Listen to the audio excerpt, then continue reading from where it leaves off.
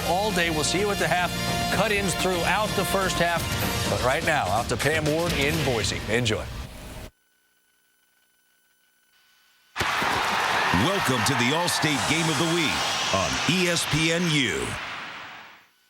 Today in beautiful Boise, Idaho, a matchup with not only WAC conference title implications, but major style points in a crazy BCS race. Hawaii sports the nation's #1 passing game with quarterback Bryant Moniz. Winners of 6 straight and already a bowl invitation in hand, the Warriors' sights are now firmly locked on the WAC championship. Boise State and their charismatic head coach Chris Peterson have more than the WAC title on their bucket list. Their focus, a national championship. Led by Heisman hopeful Kellen Moore, the nation's most efficient passer continues to impress as he places his mark across the top of the Broncos record books. It will be a high-flying aerial assault next on the U.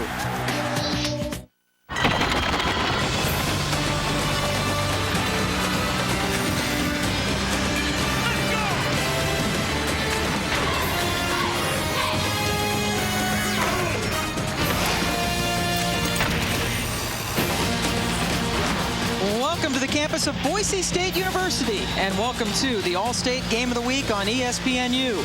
We come to you live from Lyle Smith Field at Broncos Stadium. Today, Hawaii is in town to take on #4 Boise State in a huge WAC game. How huge is it? Well, the standings tell the story. Hawaii and Boise State, the only teams unbeaten in conference play so far. Hawaii with 2 games in hand. And we welcome you to Boise State for what we expect to be a great offensive showdown. Pam Ward, along with former Florida State and NFL quarterback Danny Cannell. Olympic gold medalist Jessica Mendoza is also with us this week. Hawaii, simply put, the best passing game in the nation, fueled by their quarterback Bryant Moniz. Bryant Moniz, one of the most prolific passers in all the FBS. Outstanding, absolutely lighting up the charts. Large part and due because he runs the run and shoot offense, but also because of his slot receivers, Greg Salas and Kealoha Polaris. They get most of the balls and most of the beneficiaries of what he does. You look at what he's done, 3,200 yards, leading the nation in passing. His closest competitor, Landry Jones at Oklahoma, 700 yards behind him. Very much behind Moniz. His team has really been on a great winning streak, tearing up the WAC so far. But their best test and biggest test so far, certainly in conference this year, is Boise State, a team that has won 21 straight games overall, the longest active winning streak in the nation, and they have a quarterback who's a Heisman hopeful in Kellen Moore. Kellen Moore, when he runs this offense, you look at what he does, it's almost flawless. His execution, the way he spreads the football around, makes decisions, uses the protection by getting rid of the football, getting him into solid plays, and boy, he has some outstanding targets to throw to. Austin Pettis, his leading receiver, is a dynamic receiver, can get downfield. And Titus Young, when you look at these 2 wide receivers, I believe they're the strongest wide receiving tandem in the entire country. And we will see some Boise State career records broken today between the wide receivers and their quarterback, Kellen Moore, and the numbers really bear it out. All these guys moving up the charts as far as their career numbers go. Titus Young about to make a big jump, and Austin Pettis with 2 catches will break a school record for receptions. Boise State onto the blue turf, getting ready to take on Hawaii. Kickoff just moments away.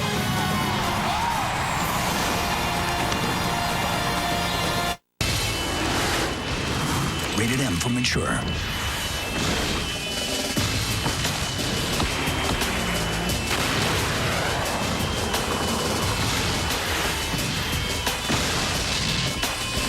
There's only one vehicle tough enough to play in this world.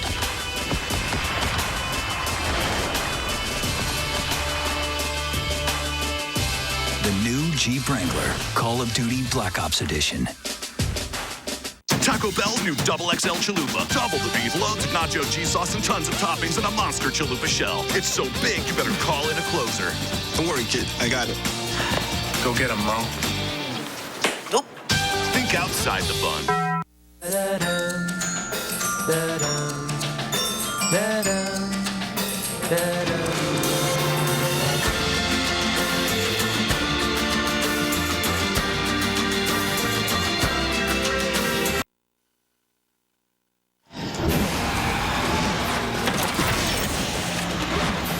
About to get underway here. Boise State taking on Hawaii on the very famous blue turf in Boise. For more on that, let's go to the third member of our team, Jessica Mendoza.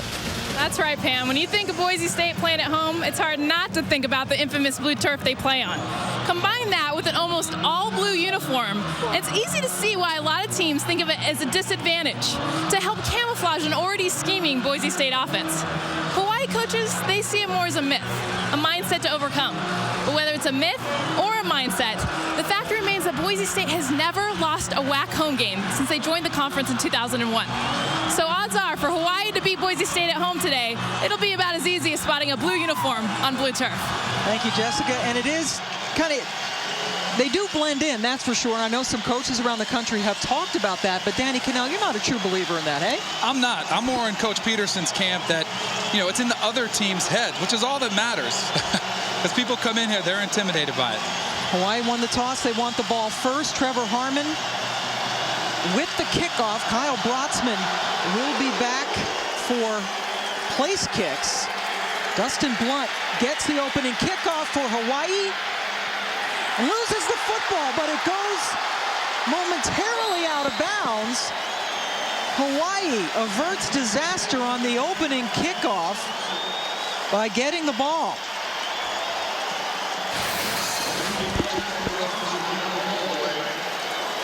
Great return by Blunt. Hits it up in there, but boy, in the first drive of the game, you have to make sure you secure the football. Boise State almost gets it back, but can't do it.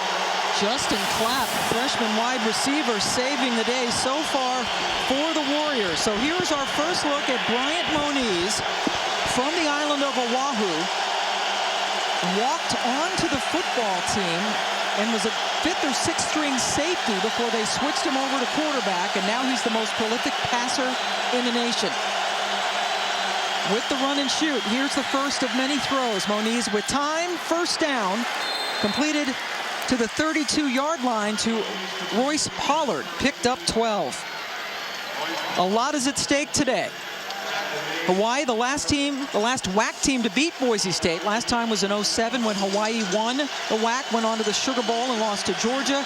And oh yeah, Boise State, 21 straight wins, hoping to get a chance at the national championship, but they have to remain undefeated to do so.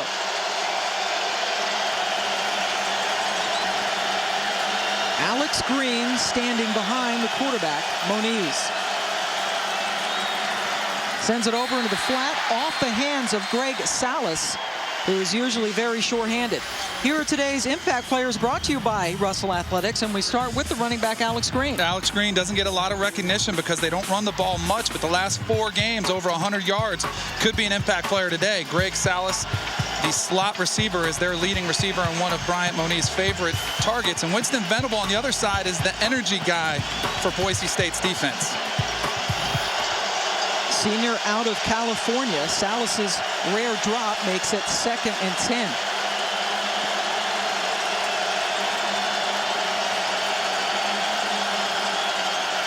Moniz, under pressure, throws in the general vicinity of Rodney Bradley, and that brings up a 3rd and 10 for the Warriors.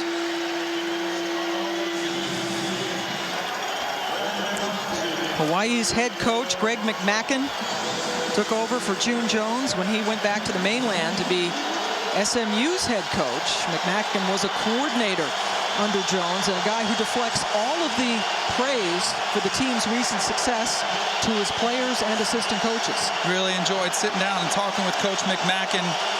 Just an enjoyable conversation. Really looks like he's taking on the Hawaii atmosphere. Nice and laid back. 3rd and 10. Moniz in a bunch of trouble, and he goes down. Sacked by Chase Baker. The big nose tackle got in there. That's the 22nd time a Hawaii quarterback has been sacked this year. And this is how you're going to stop Hawaii's offense. You get after the quarterback, pressure him, don't give him a chance to go through his reads, and you do it with 4 down linemen rushing so you can drop 7 into coverage. Need those guys in coverage with the run and shoot. Alex Dunaki from Australia is the punter. Chris Potter gets the return, and that's a good tackle taken down from behind by a backup linebacker for Okela Ahmad. Kellen Moore leads Boise State out for the first time when we come back. Cold weather is coming again, folks. For those of you with plans taking you outdoors this weekend, you better gear up for this one. Man, it's cold out here.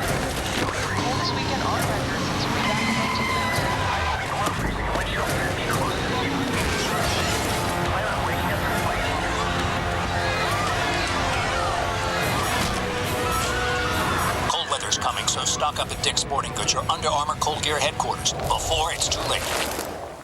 Make a U-turn as soon as possible. Make a U-turn as soon as possible. Okay.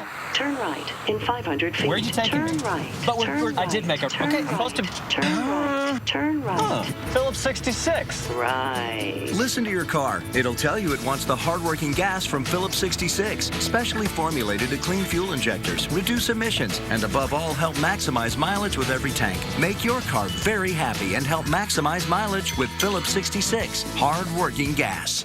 Start your engine.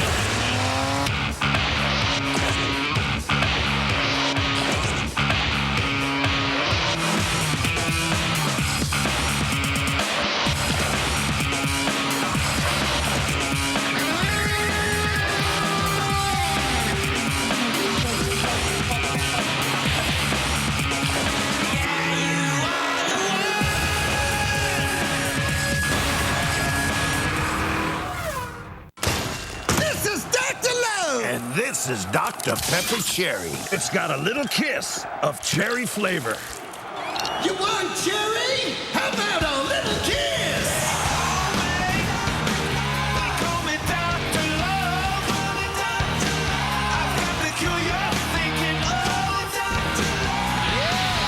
You can't beat a little kiss of cherry. Trust me, I'm a doctor. This telecast is presented in high definition on ESPNU HD by Comcast.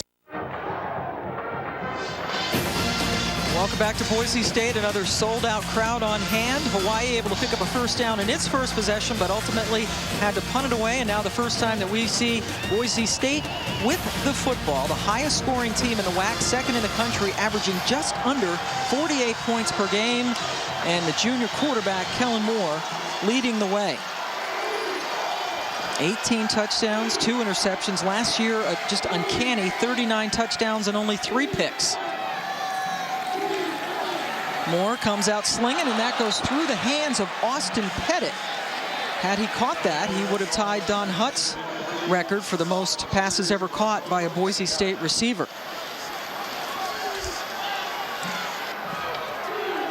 Second and 10, quickly back to the line.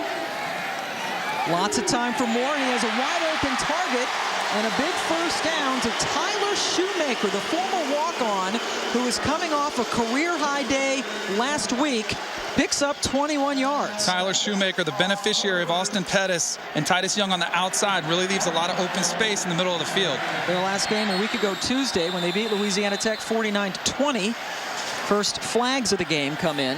Robert Cameron, our referee of this WAC crew.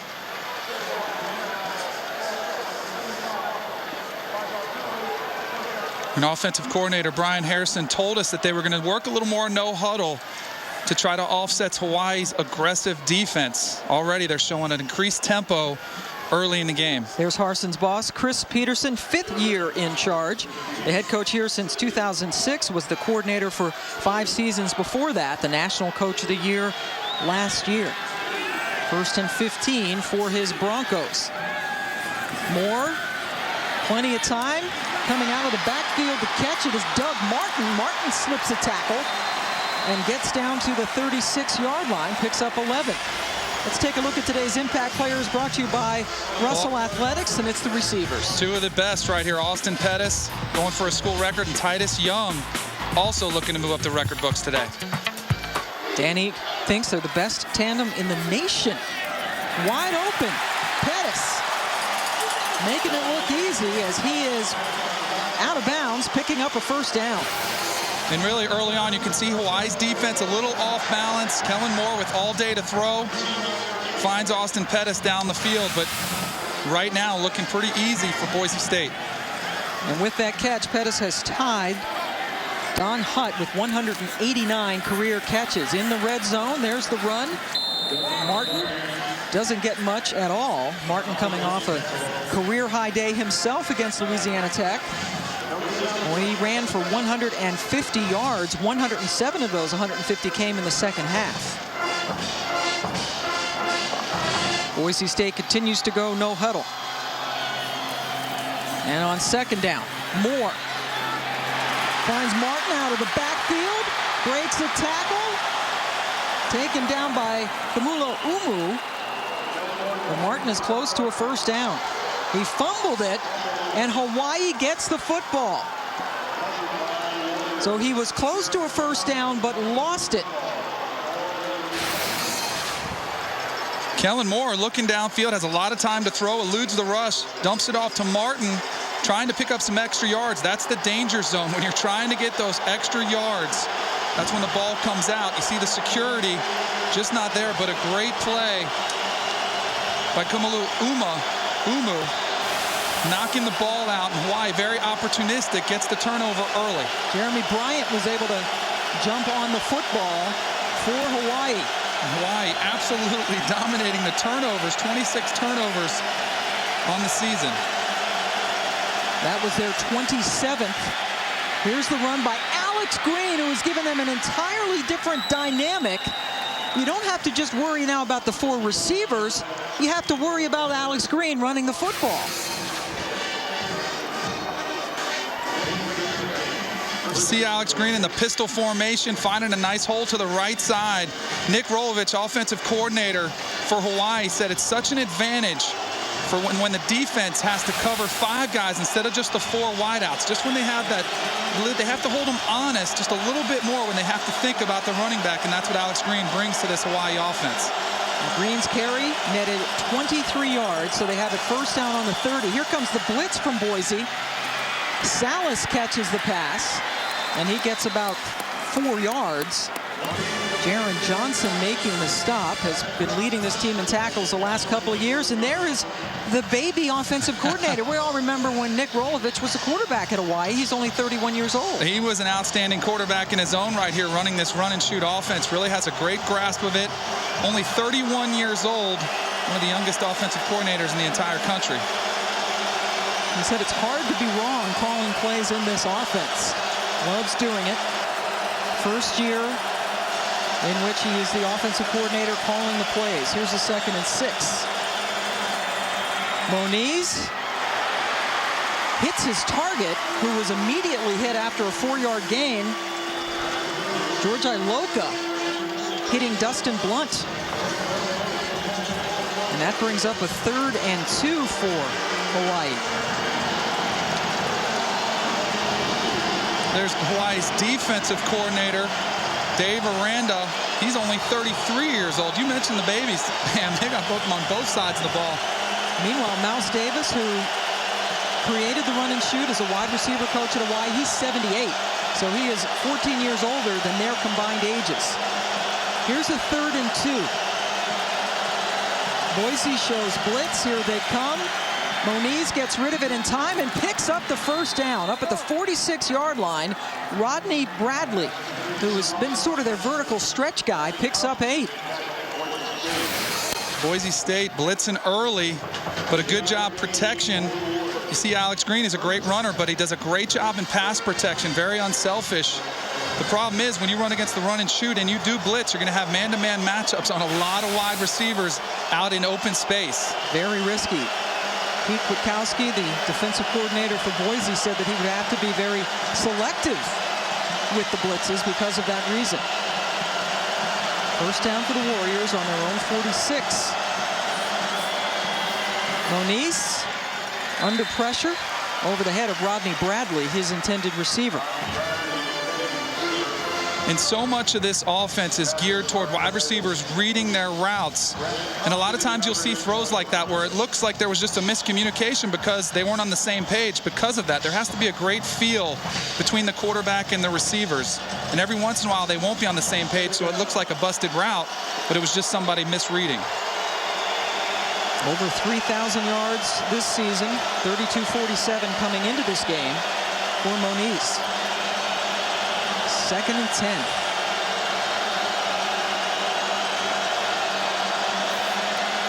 Four-man rush, and there's the run game. Alex Green, he loses the football. But he was able to jump back on top of it. Both teams a little sloppy early on. Third time the ball has hit the ground. You see the draw to Alex Green and just loses the football. Just slipped right out of his hand. And you saw them run the draw. That's basically their entire run game. It's based off the draw action because they throw it so much. Just teams have to respect that draw action. Second carry for him. Remember, he had 23 yards on the first carry. That time he lost 4. Brings up a 3rd and 14.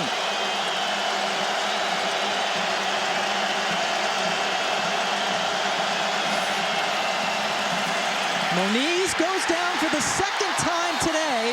A flag comes in. Shea McClellan, a sophomore from Caldwell, Idaho, with the sack.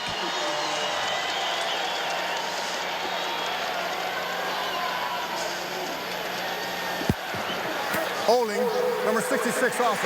Penalties decline, 4th down.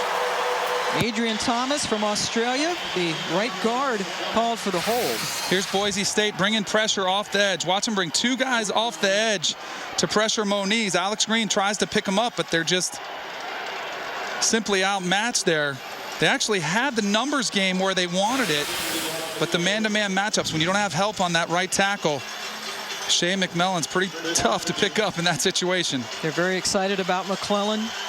Good young talent, 2nd sack of the game for Boise. Danaki's 2nd punt, and that goes out of bounds. Marked at the 24-yard line. That's where Boise State takes over after a 41-yard punt. From an early age, Timothy Richmond understood that with knowledge comes confidence. In junior high, while abroad, he explained how jellyfish stings can be neutralized with vinegar in perfect Italian. As an adult, Timothy's knowledge of storm cells and tornadoes saved the Newberry Prep cheerleading squad. But when it came time to buy a new car, he was just as nervous as the rest of us. So Timothy got his knowledge at Cars.com, regained his confidence, and got the perfect car at the perfect price.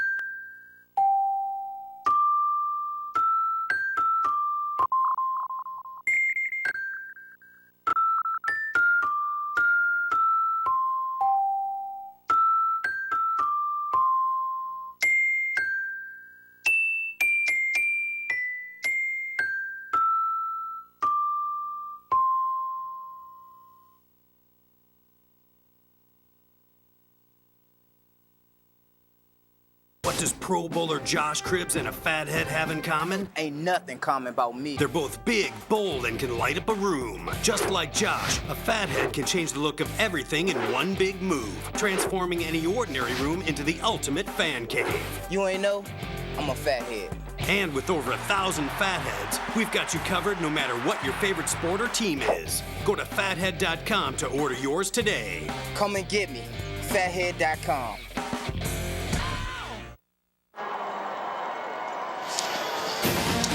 Welcome back to Boise State. No points. We played 7 minutes, had 3 possessions, and no one scored. Somewhat of a surprise between these two teams. Danny, what do you have? Kellen Moore, you look at what he does on this offense. Basically, you can turn it into 7-on-7 drill because they do such a good job in pass protection. He finds the best matchups on the field. He finds the press coverage on the outside. All he has to do is keep the safety in the middle of the field, and he drops in the fade route almost perfectly, better than anybody in the country to Titus Young, even a better catch. Here they are down in the red zone against Oregon State. Oregon State tries to stack the line, get 8 guys involved in the run game. When they do that, the safety's alone on an island. He's got 2 posts coming right at him. He's got to choose one of them. He takes the first one. Kellen Moore beats him or throws it to Austin Pettis on perfect timing. You look at the execution, it's almost flawless. Kellen Moore last season at Hawaii, 5 touchdowns. That's a career high. Boise State won that game 54-9. They led 44-0 at one point. Here's the false start.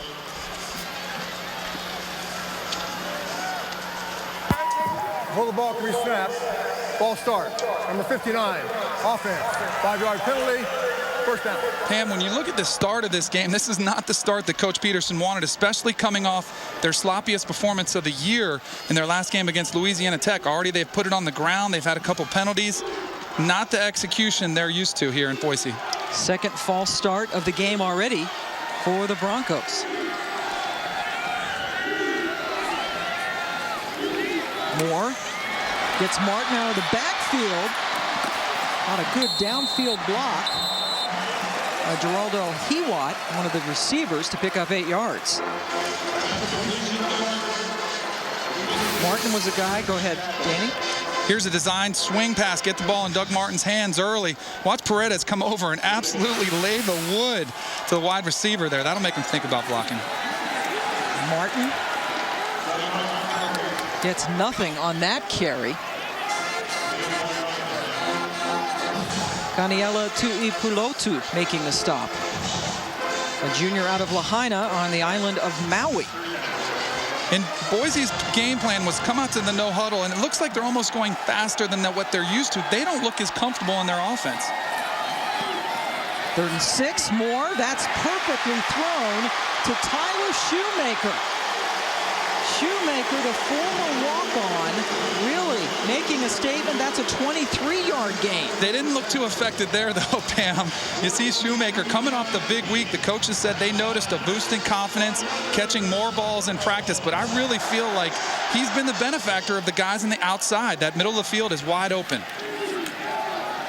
Martin tries the left side of the line and picks up a couple. Tyler Shoemaker, a career-high 124 yards on 6 catches in their last game against Louisiana Tech. A game that they only won by 29 points. And for Boise State, big wins are big for them. That's a tremendous catch by Austin Pettis. Stuck his hands out, hauled it in for a first down. If you're going to teach a wide receiver how to catch the football and run routes, watch Austin Pettis, number 2, coming on the in route. But watch him use his hands. He uses all 10 fingers on that football. Great job of looking that football in. Moore. A post pattern to Pettis once again. That's his 3rd catch. Austin's 2nd catch, the one before this, that set a new Boise State record for most career catches. Boise State and Kellen Moore really finding their rhythm on this drive. Kellen Moore throws on timing probably better than anybody in the country. Hit Austin Pettis before he came out of his break. Martin right up the middle. Taken down at the 15. Haku Correa making the stop. This is the 2nd trip into the red zone for Boise. Came up empty last time because Martin fumbled the ball away. And now Kellen Moore goes out of the game. Chris Potter looks like he's going to be running the Wildcat. They used 4 different guys to run the Wildcat, and indeed it is Potter. Former quarterback, now a wide receiver on the roster. And a double handoff. Avery ends up with it.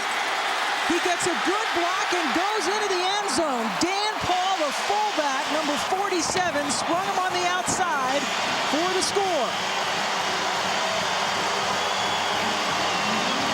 There is a lot of misdirection in this Boise State offense. Starts right here out of the Wildcat formation. Chris Potter, who they trust. Here comes the double handoff, and you'll see it coming this way as well. But watch Chris Potter out in front with the block. Opens up the lane for the touchdown for Boise. Boise State saw something they liked it on the extra point formation, tried to toss it out to the outside, but Hawaii was all over it. That was Jeremy Avery, the guy who scored the touchdown, unable to get the extra point. So it's 6-0. Boise State breaking out on top of Hawaii, and they do it in true Boise State fashion with a double handoff and the score by Avery.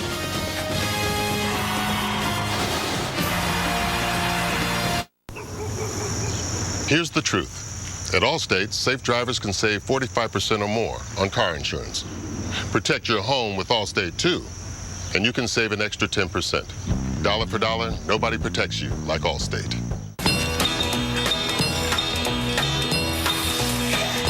Another day, another dollar. Daylight comes, I'm on my way. Another day, another dollar. Working my whole life away. Another day, another dollar.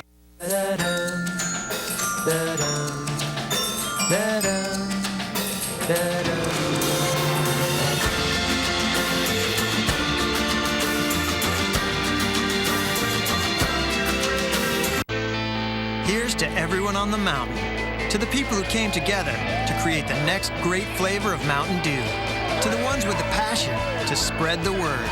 More than 1 million of you stood up and made your choice clear. Dew fans across America, your voice has been heard. A new flavor of Mountain Dew, built by Dew fans for Dew fans. Introducing Mountain Dew Whiteout, a blast of smooth citrus and the newest member of the Dew family. Mountain Dew, it's different on the mountain.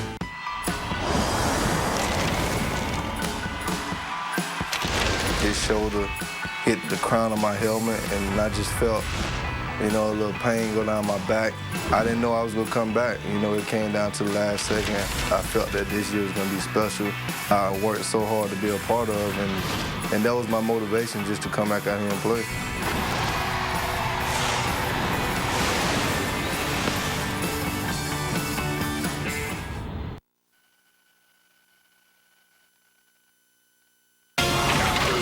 ESPNU College Football All-State Game of the Week. Brought to you by Allstate. Dollar for dollar, nobody protects you like Allstate. Are you in good hands? Welcome back to Boise. Unseasonably warm here, about 70 degrees, even though that baby's all bundled up. Beautiful day in Boise. Chris Peterson's team breaks on top 6-0. Failed 2-point conversion after the Jeremy Avery 15-yard rushing touchdown.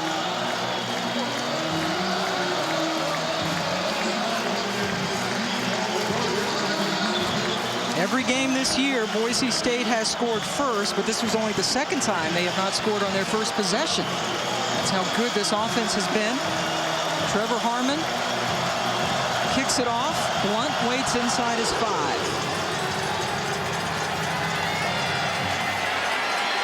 Blunt with the football. Gang tackled around the 30-yard line. Well, last time we showed you the action in the backfield, but look at the big boys up front. Dan Paul, the fullback, and the pulling guard come around to lead the way, which really opened up the touchdown run by Jeremy Avery. And also the great block by Chris Potter, the Wildcat quarterback in there as well. 7th rushing touchdown of the season for Avery.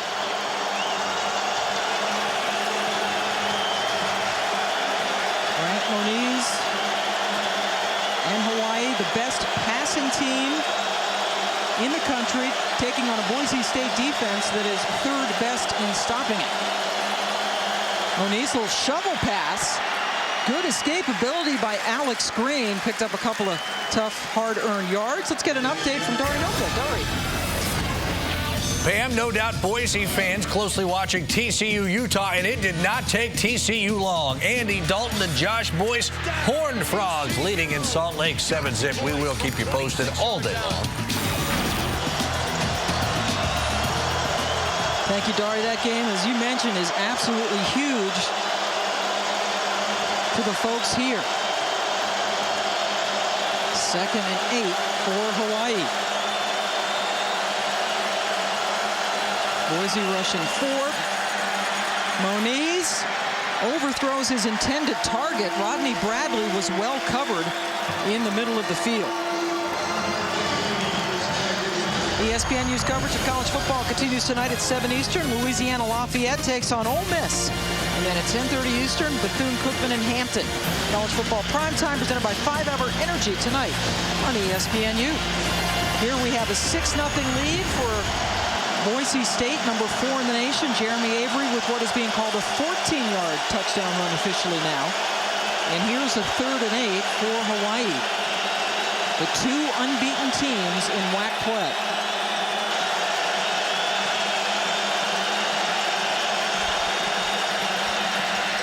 Moniz over the middle, had a man wide open, but he missed it. Dustin Blunt had some breathing room, but Hawaii's going to have to punt. Back-to-back overthrows by Bryant Moniz. Just struggling to find out the passing lanes that are given to him by this Boise State defense. And Boise State doing a great job mixing up coverages early on, bringing different amount of guys, blitzing occasionally, keeping Hawaii off balance. Now Chris Potter, who's the best punt returner in the WAC. Tunaki didn't want to give him a chance to return it as he kicked it out of bounds for the second time in this game. College football fans, time to put your college on the map. Build your own campus from scratch with ESPNU College Town. Find your school, pick your buildings, recruit players. More than 4 million users have started constructing their campus. Check it out, bethedean.com to start playing. Can you build your own football field too? You know, I'm going to put in some blue turf on mine. I got to do that. You got to do that. I want to run some trick plays in my offense, too. Well, you can find some right here today from Boise State. Kellen Moore leads them back out. Scored a touchdown on their last drive. Plenty of time to find Titus Young. Young picks up 5 yards on that catch. Jeremy Bryant making the stop. Young has now caught a ball in 38 straight games, at the top 10 in several categories in Boise State receiving history. Martin stopped just a couple of yards downfield by Elliott Purcell. One of the things that amazes me, Pam, with Kellen Moore is the fact that he's only been sacked twice all season long. Really a credit to his big boys up front, but also to Kellen Moore's knowledge of the offense, knowing where to get rid of the football, getting them in good situations. That pass complete to Young. He breaks a tackle and picks up the first down up at the 30-yard line. Really, there's so many different aspects of this Boise State offense. Dave Aranda talked about having a few sleepless nights this week, just thinking about all that he's have to face today, and Boise State's already shown him a whole lot. The first pass was dropped for Boise State, but 10 straight completions since then, and the offense keeps rolling with Doug Martin. Ana Silva makes the stop, but it's another 8-yard gain for Martin. Moore and company quickly back up to the line. Hawaii's definitely not ready for this tempo at this point.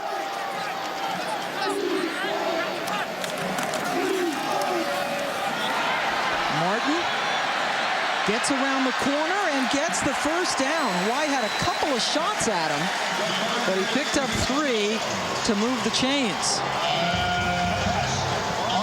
Doug Martin, a great story, actually switched over from defense. Second best runner in the WAC. The coaches said they knew he was talented, but they didn't really know what to do with him. They put him in at running back, and he's been terrific. Moore, plenty of time over the middle. Pettis breaks himself free and gets another first down for the Broncos. Demetrius Davis that time with the stop. Kellen Moore doing a great job finding his secondary receivers, looking to the left side of the field, coming back to the right, making great decisions with a football. 11 straight completions. Avery's the running back. 12 straight completions. Gabe Linehan, tight end from the state of Oregon, picks up 8. They're playing without Tommy Gallardo, their #1 tight end, who broke his foot last week, had surgery. They hope to have Tommy back for the bowl game, and they say they're really missing his leadership out there. Linehan filling in, getting the first down, or getting the catch. Now Avery gets the first down. The Boise offense clicking on these last couple of possessions. That's a 9-yard gain for Avery.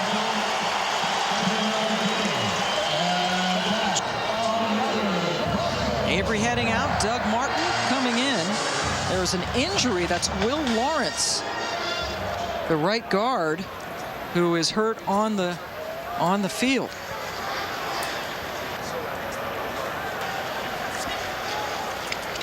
Will Lawrence, who led, he's the pulling guard, led on the touchdown earlier, also pulled on that play. It's good to see him up.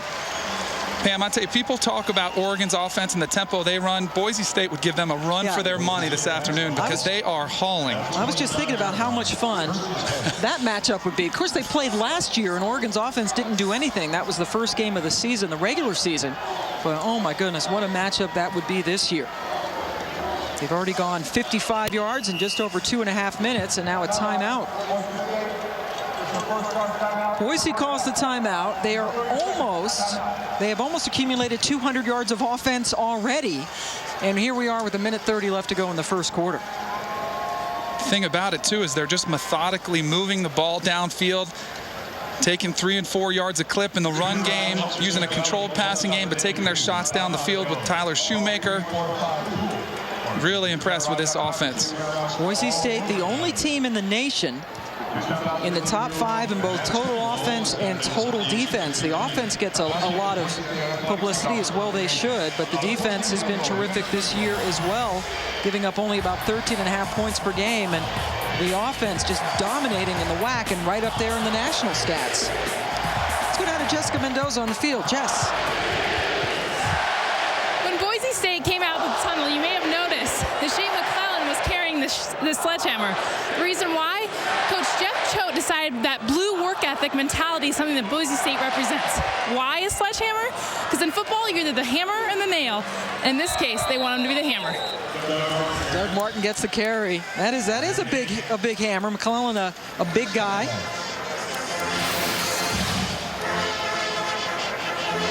And there is Shea McClellan coming out, carrying that big sledgehammer for Boise State.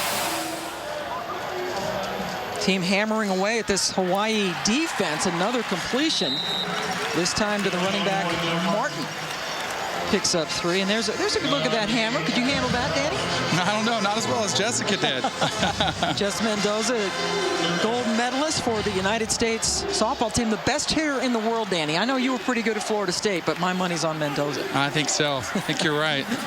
Moore, so calm, sidesteps trouble, had a man wide open in the end zone, but he went to his underneath guy, Austin Pettis. Well, was that Titus Young in the end zone? That was Shoemaker. Shoemaker back there. I'm telling you, he is really the guy that's becoming the open receiver a lot of the time because so much of the defense is focused on Pettis and Young. Dave Aranda talked to us that Boise's going to make you do what you don't want to do. Hawaii likes to pressure the quarterback. That's why they're running this tempo. They're forcing Hawaii to run vanilla coverages. Third possession, third time. They've gotten into the red zone. Moore. Pump fake, then gets it to Pettis as the first quarter comes to a close. Boise State takes a 6-0 lead into the second quarter thanks to Jeremy Avery's 14-yard touchdown run. They're knocking on the door again. Pettis setting the new record for career catches. And we're going to talk surfing as well when we come back. ESPNU, The Battle, Thursday at 6:30 Eastern. We got ADT because I walked in on a burglary once. The physical damage was pretty bad. The emotional toll was even worse. Our daughter had nightmares. What that robber really took from us was our peace of mind. With ADT, we got it back. Every 15 seconds, a burglary takes place in the United States. Help protect your family with a fast alarm response of ADT. A single ADT system can help protect your home from burglary, fire, and carbon monoxide. When an alarm is received, ADT can call the local authorities for help. And you get this monitored protection, plus great local service, all for about $1 a day. And only ADT offers a theft protection guarantee. Take it from me. The time to think about a security system isn't after something bad happens. It's before. Call now and save over $250 when you buy ADT's family package. And ask about our new technology, like our keychain remote. ADT, always there. Hi, I'm Reese Davis. This year, there's a new award for supremacy in college sports as schools, student athletes, and fans join the quest for ultimate bragging rights. The Capital One Cup will be awarded to the best Division I men's and women's athletics programs for their on-field performance throughout the year. Schools will earn points based on their team's finishes in NCAA Division I championships and final official coaches polls. The journey for the Capital One Cup begins this fall. To learn more, go to CapitalOneCup.com. It's time for the Bud Light playbook. Today, spelling counts, even in football. We're on the Jumbotron. Look. Hey. Oh, my goodness. This don't look right, fellas. Oh, guys. Watch out, left. Saw you on the big screen. There we go. Thank you. Here we go. Never send the Z's for Bud Light. Bud Light, the sure sign of a good time. Here we go. Cold weather is coming again, folks. For those of you with plans taking you outdoors this weekend, you better gear up for this one. And it's cold out here.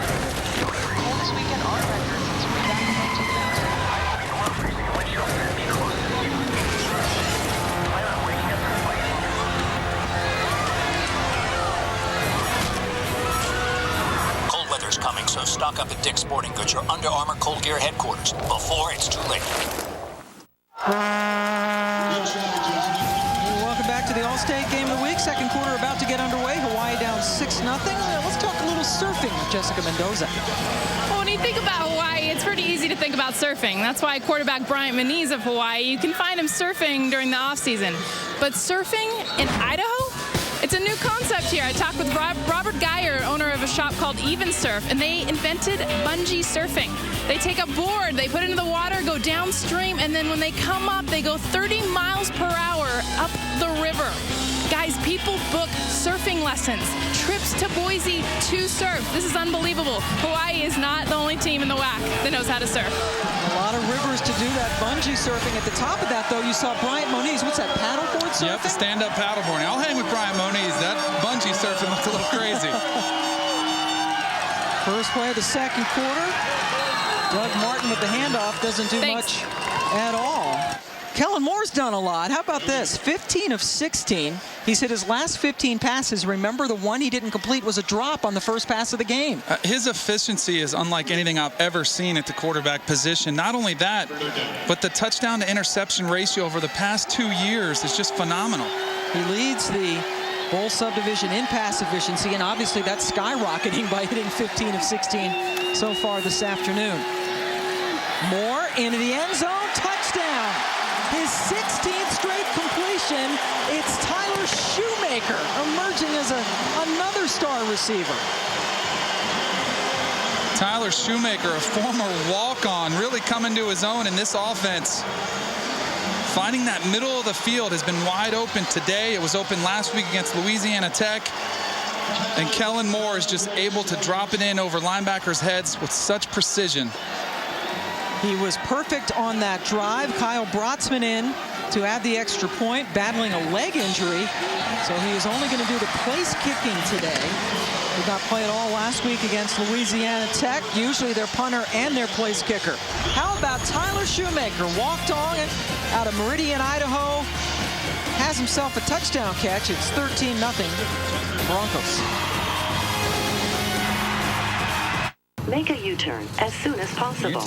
Make a U-turn as soon as possible. Okay. Turn right in 500 feet. Where are you taking me? Turn right. But Turn I did make a... Turn Okay, right. supposed to... Turn right. Turn right. Phillips 66. Right. Listen to your car. It'll tell you it wants the hard-working gas from Phillips 66, specially formulated to clean fuel injectors, reduce emissions, and above all, help maximize mileage with every tank. Make your car very happy and help maximize mileage with Phillips 66, hard-working gas.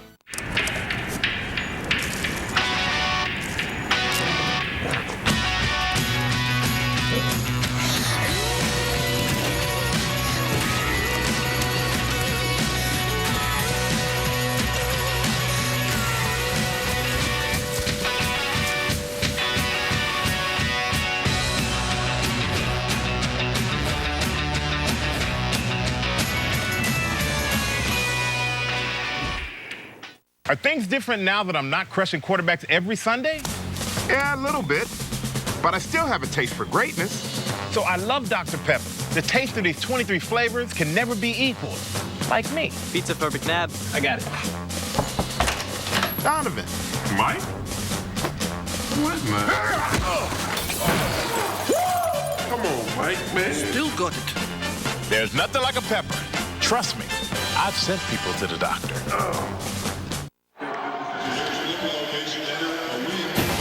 Welcome back. Number 4, Boise State now up 13-0 thanks to the third touchdown catch over the last 2 games by Tyler Shoemaker.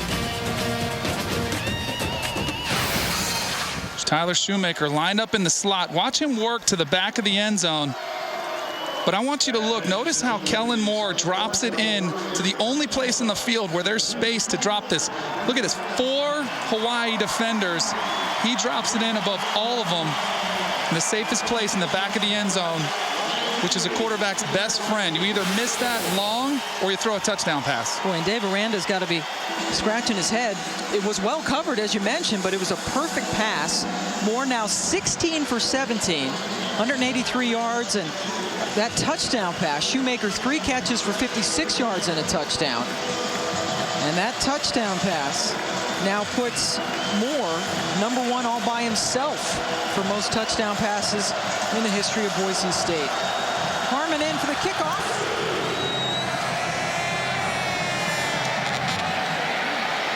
One of the up men gets it for Hawaii. That's Jordan Monaco. Stop just short of the 30. Let's get a Utah-TCU update from Dario.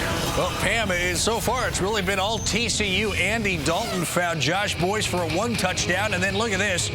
From their own 7, Dalton to his right, throws, Boyce to behind the defender, then beats everybody. 93 yards, and it's TCU 14-zip already in Salt Lake City. Thank you, Dari. That is where our game day crew was, and the folks in Utah stunned. They are 2 of the 5 remaining unbeatens going head-to-head this afternoon. Let's see what Hawaii can do now, down 2 scores, and that's a false start, so that play didn't even count. Before the ball can be snapped, false start. Number 51, offense, 5-yard penalty, first down. Pam, you mentioned Dave Aranda having to make some adjustments on the defensive side of the ball. Well, Bryant Moniz and this Hawaii offense really needs to just settle down, look at the type of offense they run. They're very capable of scoring points. So just calm down, execute your offense, and fight your way back into this football game. Bryant Moniz, the coaches really like him. They talk about how special he is, that he's cool, calm, nothing seems to bother him. Sort of the stereotypical Hawaiian. He's just 5 of 10 for 30 yards in this game so far. The leading passer in the nation, struggling against the Boise D. And that pass is off the mark. Rodney Bradley, who has been his favorite target so far, the intended receiver, Jamar Taylor, had good coverage. There you see him, number 21. Hurt last year, unable to play, and now is coming back and playing a solid corner. And this is really one of those gut check drives for Hawaii. Down 14-0. Boise State's offense has been having its way. They need to respond and help their defense out. 2nd and 15. Hawaii averaging 39 points per game, 11th in the nation, getting skunked so far.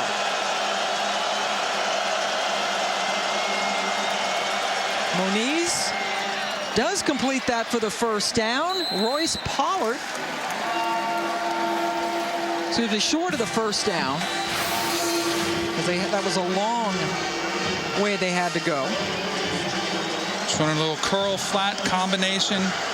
Bryant Moniz actually dropped his delivery down to 3/4 to find a little window to pass in.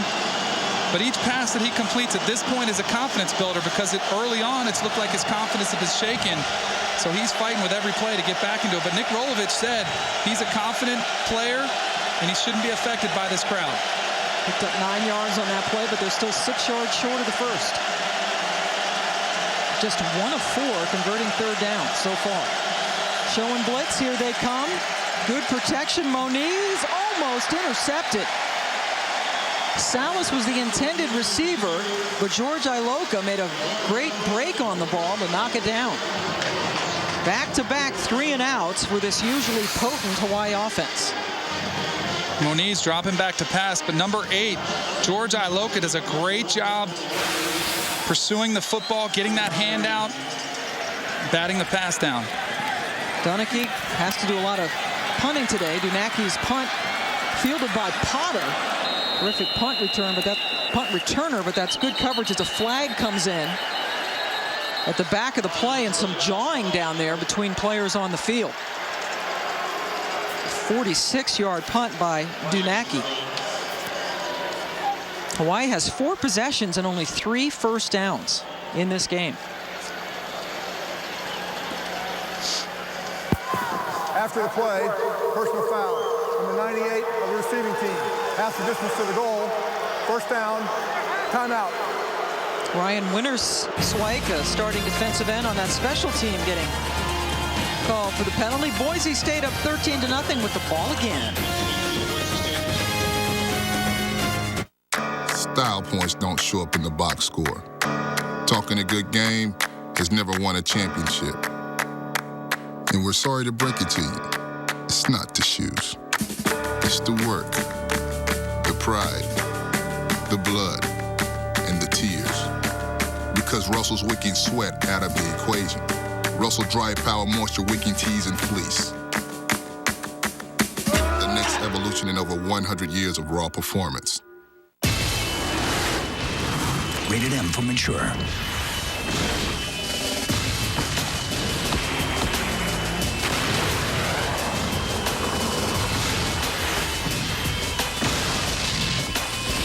There's only one vehicle tough enough to play in this world.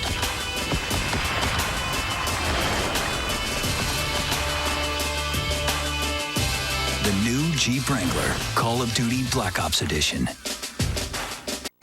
This town right here, hallowed ground. We're blessed. Foxborough. How are the Pats? But with NFL Sunday Ticket, a new neighbor here can watch his Dolphins games every Sunday. Hey, fellas. Yeah, what's up, Chief? I can't even look at him. Moron.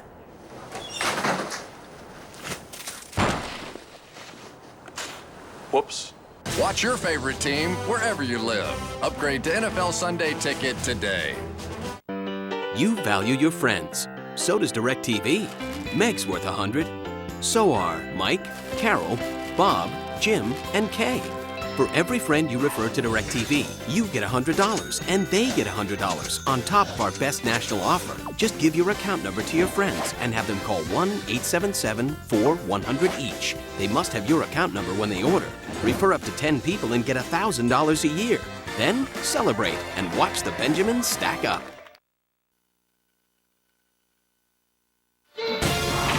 ESPNU College Football All-State Game of the Week. Brought to you by Jeep. Welcome back to Boise, Idaho. The Broncos leading Hawaii 13-0. Kellen Moore has a touchdown pass in this one. Let's look at some key plays so far. Chris Peterson's team dominating. Well, the key plays have been all Boise State early on. Austin Pettis breaking the career reception mark for Boise State.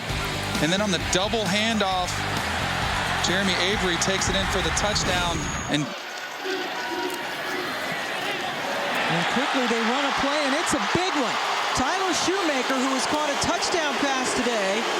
The crowd erupts in cheers of Shoe as he picks up 35 yards. Kellen Moore has completed 17 straight passes. And they're not easy passes. He's taking his shots down the field, too. That's what's so impressive. 18 straight.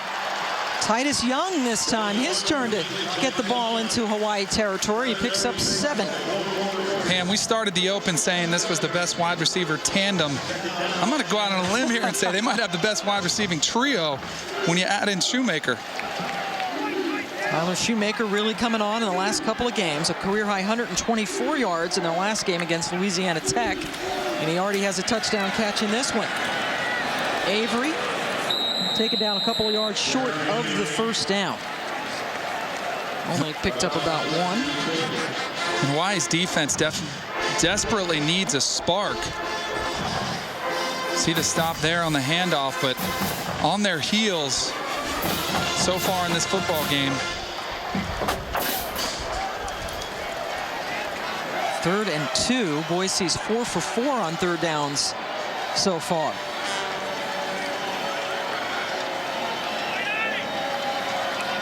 Weight shifting. Moore completes yet another one right at the first down marker. That is indeed a first down. That's another tight end, Kyle Fall. Picks up 4, and they keep the chains moving.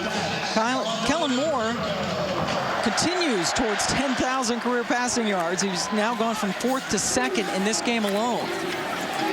This one thrown up perfectly. No, just a little bit too long. Titus Young had many steps on Demetrius Davis, and Moore finally misses a pass. Here he takes a shot on the fade route. No one throws it better than Kellen Moore. He's got Titus Young. He's got behind the defense, just a little bit overthrown. Davis, Kellen Moore's streak is broken. Yeah, 19 straight, Danny, and then he overthrew on that one. Davis actually fell down. Moore isn't going to throw 2 straight incompletions, now is he? Hewat, one of 3 Dutch players on this team. Geraldo Hewat from Amsterdam picks up 16. Thing about it, Kellen Moore keeps the pedal to the metal. There's no let up in this offense. And you got to figure this Hawaii defense is getting pretty gassed. No pass rush at all. Moore over the middle. Contact. Moniz with a good play to keep the ball away from Austin Pettis. Boise State, number 4 in the BCS standings, leading Hawaii 13-0 here in the second quarter. Pam Ward, Danny Cannell, and Jessica Mendoza joining you from sold-out Broncos Stadium. Jeremy Avery with a 14-yard touchdown run. 2-point conversion, no good. And then Tyler Shoemaker caught a touchdown pass from Kellen Moore, who at one point had thrown 19 straight completions in this game. Boise with 289 yards of offense. There's the pitch to Avery, and he is taken down at the 23. Let's get to Dari Noka. TCU, Utah, it is entirely Horned Frogs. This the Wild Frog. Jeremy Curley, a receiver to Bart Johnson. Touchdown. They're up 20-zip. By the way, Oregon and Washington tied at 3 in the second, guys. Wow, only 3-3, Oregon and Washington. Washington playing without Jake Locker. Oregon usually scores, well, let's say a lot more than I thought they were going to put up 70 today, so I'm in shock.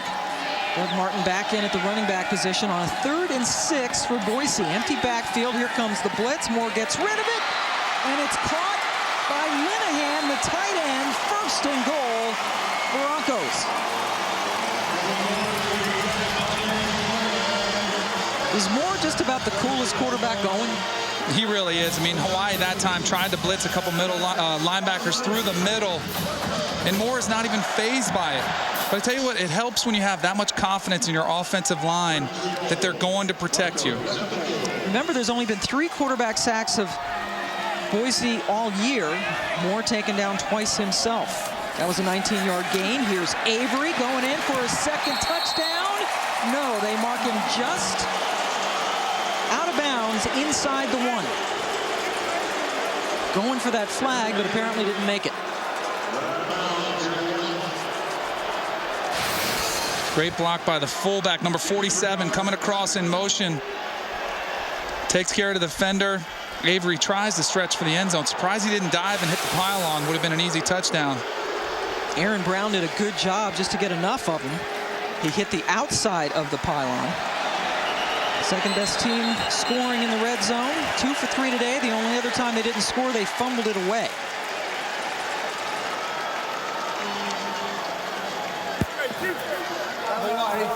The first charge timeout of the first half. Here's a look at the Avery run. Going for the end zone. Really looks like his foot did hit the pylon, so it was a touchdown. He didn't even have to dive. Yeah, it looked like the outside first time I saw the replay, but definitely on the inside.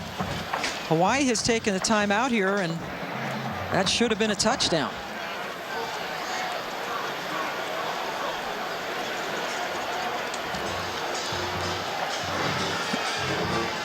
Clearly has his foot. All you have to do is hit that pylon, and he does kick it with his left foot. So that should be a touchdown. The way Boise State is motoring, I don't think they're concerned about not scoring with 6 inches left. Yeah. 6 inches not usually a problem for Chris Peterson's team. 21 straight victories for Boise State, the best active streak in the nation. And after the Hawaii timeout, here's a 2nd and goal, just inches away from another score. Here comes Boise State straight from the huddle, from the sideline, straight to the line of scrimmage. Once again, using that pace to their advantage. Avery in the backfield.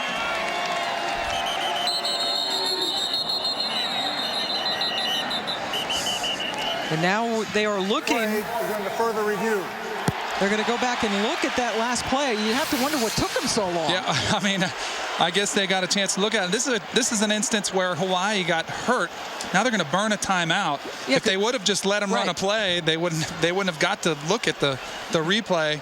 And this will be a touchdown as far as we can tell. Yep, Hawaii called the timeout subsequent to this last play that was that did not get off the ground, and they are looking at it upstairs.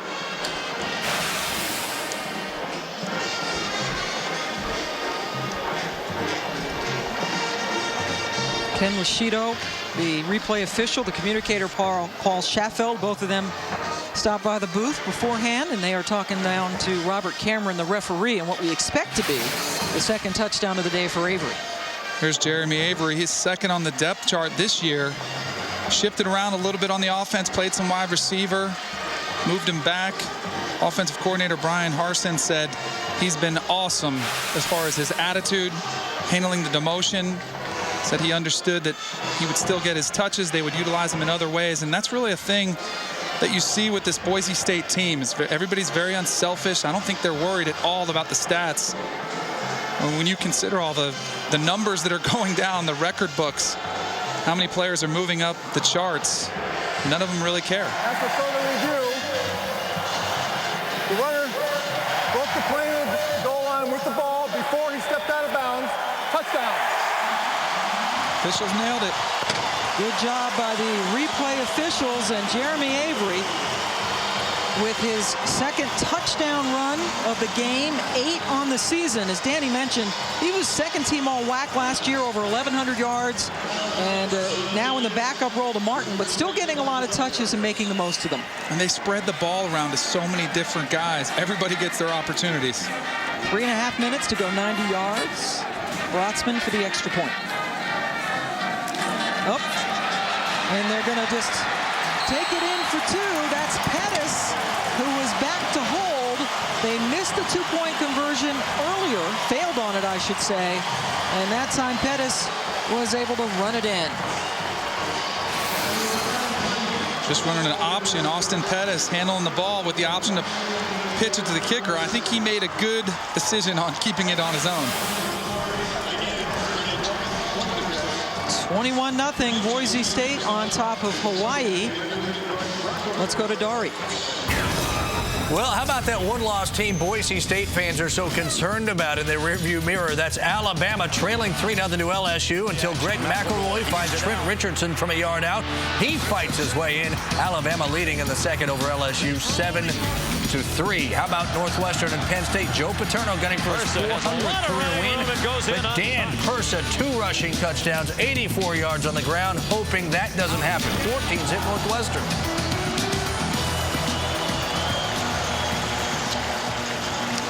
Well, thank you very much. Penn State, another tough year. They're down 14-0 to Northwestern. Joe Pa trying to get win number 400. LSU and Alabama playing right now, and Boise State fans very much hoping that LSU can come from behind and win that game. That's the great debate among them. Should a one-loss Alabama team go to the national championship game ahead of a team like Boise State if they're unbeaten? Blunt, very dangerous kick returner, takes it out of his end zone and is taken out of bounds around the 28-yard line. So Northwestern leading Penn State right now 14-0. In a couple of weeks, they're going to be taking on Illinois at Wrigley Field. Yep, the home to the Cubs, built back in 1914. The Bears played there for about 50 years. 104th meeting between Northwestern and Illinois. And we will have it for you 2 weeks from today, 3:30 Eastern Time on ESPNU. Danny, Jess, and I will be there, and we're a little bit excited. To say the least. That will be cool. So Hawaii's down 3 touchdowns. Bryant Moniz handing it off to Alex Green. Green gang tackled at the 33-yard line. Byron Hout, Chase Baker converging.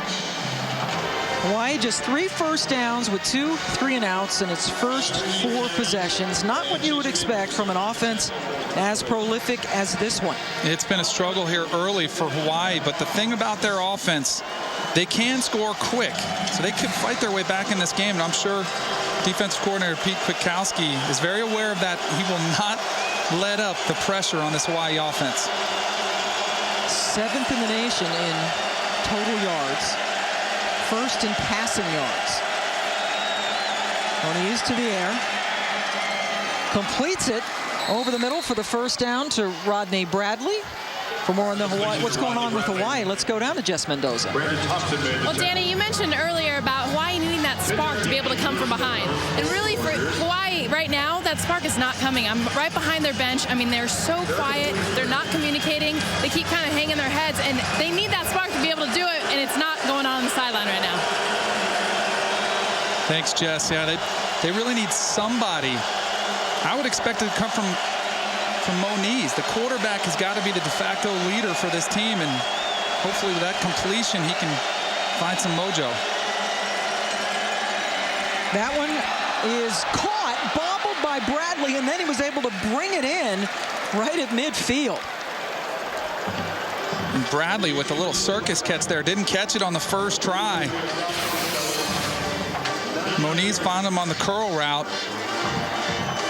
Watch him bob a little hair, but good job of concentration, securing the ball. And in this type of offense, I mentioned it earlier, every completion is so important because they throw it so many times. And especially at this point in the game, they need to build that confidence little by little. 2nd and 1. This is the first time Hawaii has been on Boise State's side of the field all day.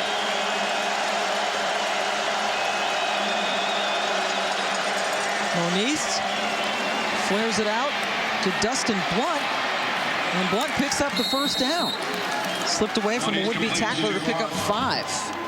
Ryan Winterswike made the stop for Boise.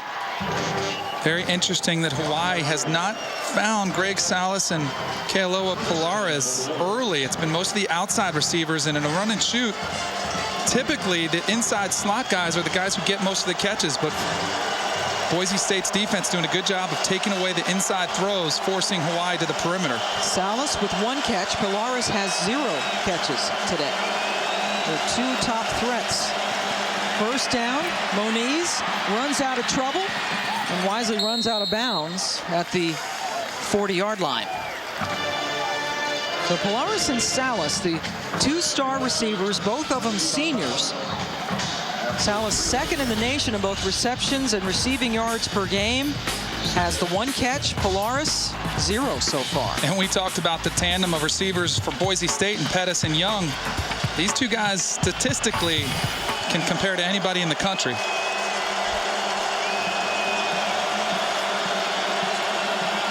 Second and 7. Like we now see Polaris out there.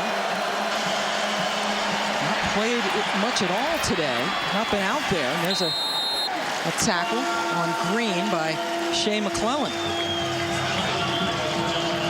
Picked up only a yard. Talked about all the 3-and-outs for Hawaii and struggling. Here's a look at the run play, and Boise State really noticed a key on Alex Green that he shuffled a little bit differently when he ran the football, and so far they've done a good job recognizing that shuffle step and shutting down the run. Polaris out again. There you see him on the sideline on a 3rd and 6. Did hurt his left hamstring against Idaho last week, hampered by that, and obviously not 100%. And that's a great tackle by Loka, keeping Blunt from getting the first down. Let's go back to the studio and Dari Noka. Well, Pam, Danny said he thought Oregon would score 70. They got a bit of a ways to go here. 3-3, though. They finally get the end zone. LaMichael James from a yard out. They go for 2, as they often do. It's the popular score of 11-3 in the second, guys. Thanks. So a surprising struggle so far for Oregon. And they have dominated Washington lately. And on 4th and 2, Hawaii has elected to go for it. Why not? Down by 3 scores. Moniz running for it and won't get there. Wrapped up J.P. Nisby, a backup nose tackle, makes the stop. Boise gets the ball back. Moniz actually lost a couple of yards on that play. Chris Peterson has had a smile over there. His defense coming up big. His offense has gotten him 21 points. I'm your lucky team, Flag. We've gone through 14 seasons together, but in Flag years, I'm like 130. Now, I'm just holding on by a thread. If you've got cut rate insurance, you could be dealing with this mess yourself. So get Allstate, where agents keep you protected from mayhem like me. Dollar for dollar, nobody protects you from mayhem like Allstate. Here's to everyone on the mountain, to the people who came together to create the next great flavor of Mountain Dew, to the ones with the passion to spread the word. More than 1 million of you stood up and made your choice clear. Dew fans across America, your voice has been heard. A new flavor of Mountain Dew, built by Dew fans for Dew fans. Introducing Mountain Dew Whiteout, a blast of smooth citrus and the newest member of the Dew family. Mountain Dew, it's different on the mountain. If you're looking at a home security system, or even if you already have one, ADT can give you so much more. Like our new keychain remote. Now you can easily arm and disarm your system with the touch of a button. Even turn on your lights. You can also count on fast alarm response from our advanced network of monitoring centers. Plus great local service, ADT's exclusive theft protection guarantee, and a money-back guarantee if you're not completely satisfied. And you can get all this and more for as little as $1 a day. A single ADT system can help protect your home from burglary, fire, and carbon monoxide. When an alarm is received, ADT can respond quickly, calling the local authorities for help. You can even add new technology like Safe Watch Video View. Now you can know what's happening in your home by actually seeing it on your cell phone, computer, or TV. Even if you already have a security system, it's easy to add ADT monitoring. Call now and save over $250 when you buy ADT's family package. It's peace of mind that can also save your life. ADT, always there. Dari Noka in studio. Coming up at the half, TCU and Utah. A big game in Salt Lake City, but it is one-sided right now. We'll update that as well as show you what Cam Newton did on the field, hoping to silence all the critics off of it. And Joe Paterno going for 400, but it's not so easy, guys. See you at the half. All right, Dari, thanks. We'll be in there with Matt. We got a Boise blowout brewing here, 21-0. Kellen Moore, Chris Peterson's team. Well, Kellen Moore, 21 of 24. That's an 88% completion there, Danny. It's very impressive. Even if you're throwing against air, that's pretty good. He really looks on pace to break the passing efficiency record, which is held by Colt Brennan, the former Hawaii quarterback. 1st and 10, they stopped Hawaii as they went forward on 4th down. Moore, oh, that's intercepted. He does not throw interceptions, but that time he did. Moniz Silva able to get the ball right back for Hawaii. Kellen Moore looking downfield, trying to find Shoemaker down the middle once again, but Moniz Silva, the benefactor of the overthrow, a rare overthrow by Kellen Moore, able to come up with the interception. Moniz Silva with his 6th interception on the season. And maybe that could be the spark that Hawaii is desperately seeking right now. He has 8 tackles already. That's his 12th career interception, just one off the Hawaii record. So Moore has thrown 3 interceptions this year. That's as many as he threw all of last season. Second Boise turnover gives it to Hawaii. Here comes the corner blitz. Moniz escapes and then completes it to Royce Pollard. A flag is down. Pollard picks up the first down, at least momentarily.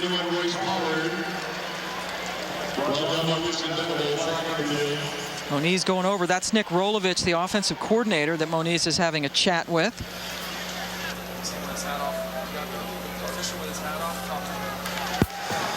Illegal touching, number 81 of the offense. He went out of bounds on his own, returned, and was the first to touch the pass. That's lost it down at the previous spot. Second down. Royce Pollard, number 81 for Hawaii. During the scramble drill, he goes out of bounds. And the only way you're allowed to go out of bounds and come back in is if you're forced out by a defender. He went out on his own. It almost looked like he got lost where he was in the field. Didn't mean to do it, but it doesn't matter because no one pushed him out. Went out on his own, was the first to touch the ball. You can't do that, so it's a loss of down, and you negate the 14-yard gain in the first down. Brings up a 2nd and 10. Hawaii trying to get something on the board before the half. Throw to one of the inside receivers, that's Blunt, and he is taken down right at the line of scrimmage by Chase Baker. And Hawaii comes out looking a little bit flat, and it's hard to blame them. It's 9:30 a.m. kickoff time, Hawaii time. And you look at the task they have this season, not only playing tough teams, but traveling 35,000 miles, playing 5 bowl teams this year. And that's incredible to me. They travel more than any NFL team or any other team across the country. Hopping across the Pacific Ocean will do that for you. And I know how I was in college. I definitely was not awake at 9:30 in the morning. 1 for 6 on third down. Boise is 6 for 6. Huge difference. 3rd and 10. Completion, but not nearly enough. Bradley is tackled as soon as he caught the ball. And Boise, that's one problem they had last week against Louisiana Tech. Not tackling. They've done a good job of it today. Much better job that time, and really forcing Bryant Moniz into taking the underneath route. Bryant Moniz knew he needed to pick up 10 yards for the first down, but just couldn't do it. Boise State would not let him throw the deep ball, forced him into the underneath throw. Alex Janacki in to punt yet again. Terrific punter from Australia. Good job to keep it away from Potter, and that takes a nice Hawaii roll inside the 10, rolling out around the 8-yard line. 49-yard punt. Janacki's had to punt 5 times already in this game. 2:48 left to go. 2 timeouts. They're on the 8. Plenty of time to go 92 yards. Especially when you look at what they've done this game. I mean, they're just running the no huddle anyway, so it's like a 2-minute drill, and nobody runs it better than Kellen Moore. Everybody, of course, remembers the opening weekend against Virginia Tech. Got the ball with 1:47 and just such precision down the field. Really could give a coaching clinic off of how he ran the 2-minute drill in that game. Completions to Gabe Linehan, Mitch Burrows, Austin Pettis ultimately for the touchdown as they were able to come from behind to beat Virginia Tech in Landover, Maryland. Jeremy Avery, who has 2 touchdown runs, taken down. Vaughn Maytonga makes the stop. There's Vaughn Maytonga from Kauai, my favorite island. Interesting here that Boise State is actually huddling on this drive, going a little bit slower than they've been going the entire first half. Brings up 2nd and 10.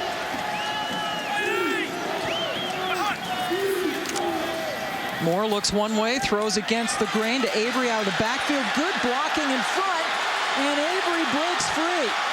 Huge first down, catch and run. Richard Torres runs him down, but he picks up 26, and the no huddle returns.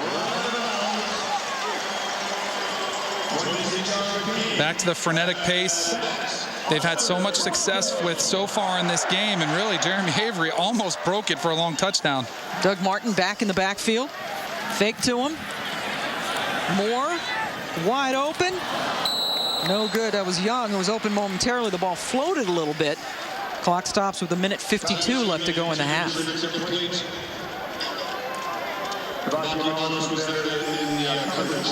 Moore at one point completed 19 straight passes. Cooled off a little, 22 of 27 with a very rare interception to balance out the touchdown. 290 yards and a half. Pretty impressive. Yep. Had 298 yards all game in their last game against Louisiana Tech a week ago Tuesday. Moore to Young, and he goes down as soon as he caught the ball, actually lost some yardage. You know, you look at the pace that Boise State, they've kind of slowed it down almost from what they've been doing. And I'm wondering if it's more of they didn't want to give Hawaii a chance to get the ball back. I don't understand why they didn't keep on the pressure. And that's the only thing I can think of because of Hawaii's potential to put points on the board before the half. Strange decision because Hawaii hasn't done anything offensively. Right. And they've been clicking. And if they don't convert here, they still will get the ball back with plenty of time. Clock ticking. Moore over the middle, and another catch by Tyler Shoemaker. Shoemaker grabs it in traffic, takes it all the way down to the 43 of Hawaii. Kellen Moore has such great protection most of the time, but watch him when he gets pressure in his face, stand and deliver a bullet.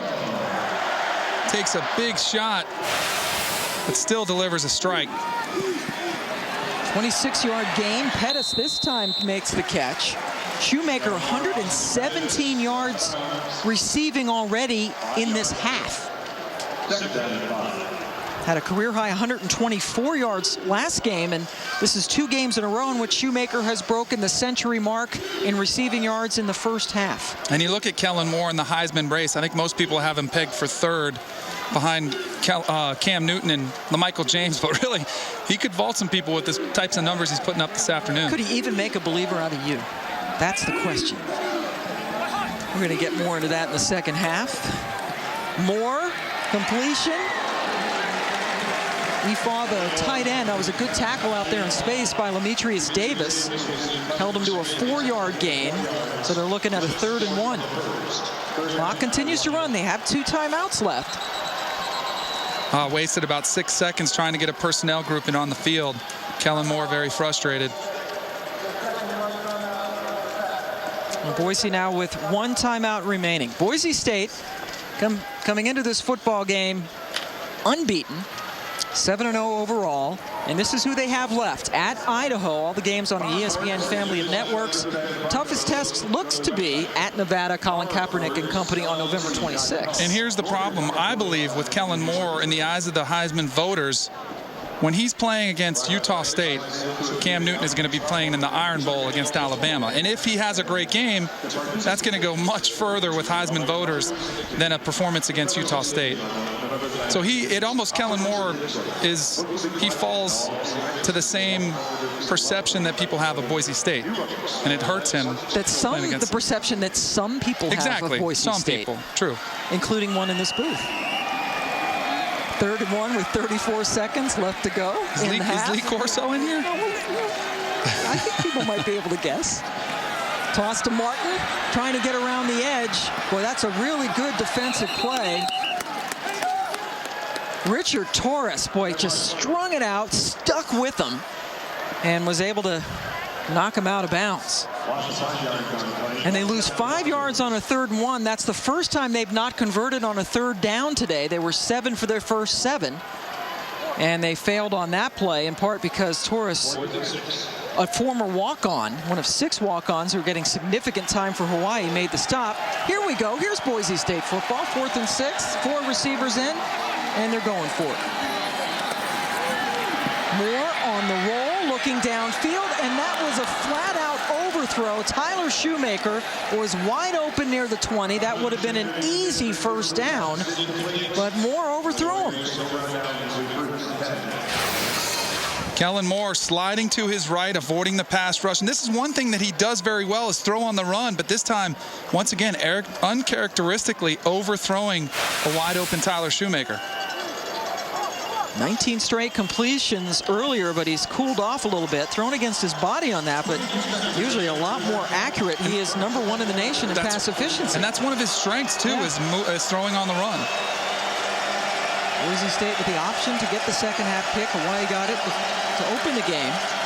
Let's see if they can score, keeping it on the ground, however, with Alex Green, who was stopped by Winston Venable. Venable, one of the stars on this defense. Jessica Mendoza getting ready to grab Chris Peterson. We'll have a chat with him before he heads into the dressing room. Boise with 369 yards in the first half. More 322 yards through the air, a touchdown and an interception. Shoemaker over 100 yards receiving. Avery with a couple of touchdown runs. They take a 21-0 lead into the half. Here's Jess. Well, Coach, why would you go with the no-huddle, faster pace early on and then kind of went away from that later in the half? No, we mix it in and out. We're not a no-huddle team all the way, and we're just going to see what works for us. When you have a shutout Hawaii in the first half, how do you continue that on D in the second half? We got to continue to get pressure on the passer. Our defense done a good job slowing these guys down. They're very explosive, and they're never out of it. All right, thanks a lot, Coach. All right, Jess, this is a Hawaii team that averages 39 points per game. They came up with absolutely nothing in the first half. Boise leading Hawaii 21-0 at the break. Time for the ESPNU halftime report with Dari Noka.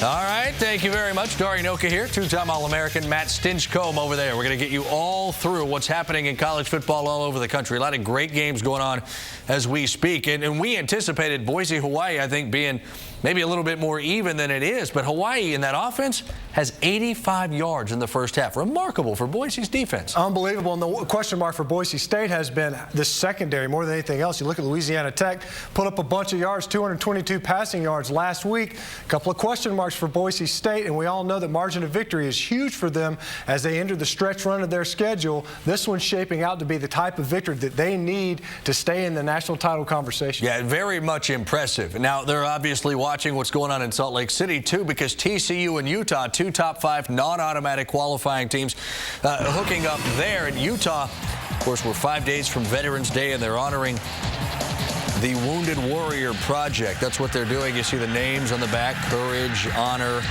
duty, things like that. Meanwhile, TCU came out and they were playing. Already up 7-0.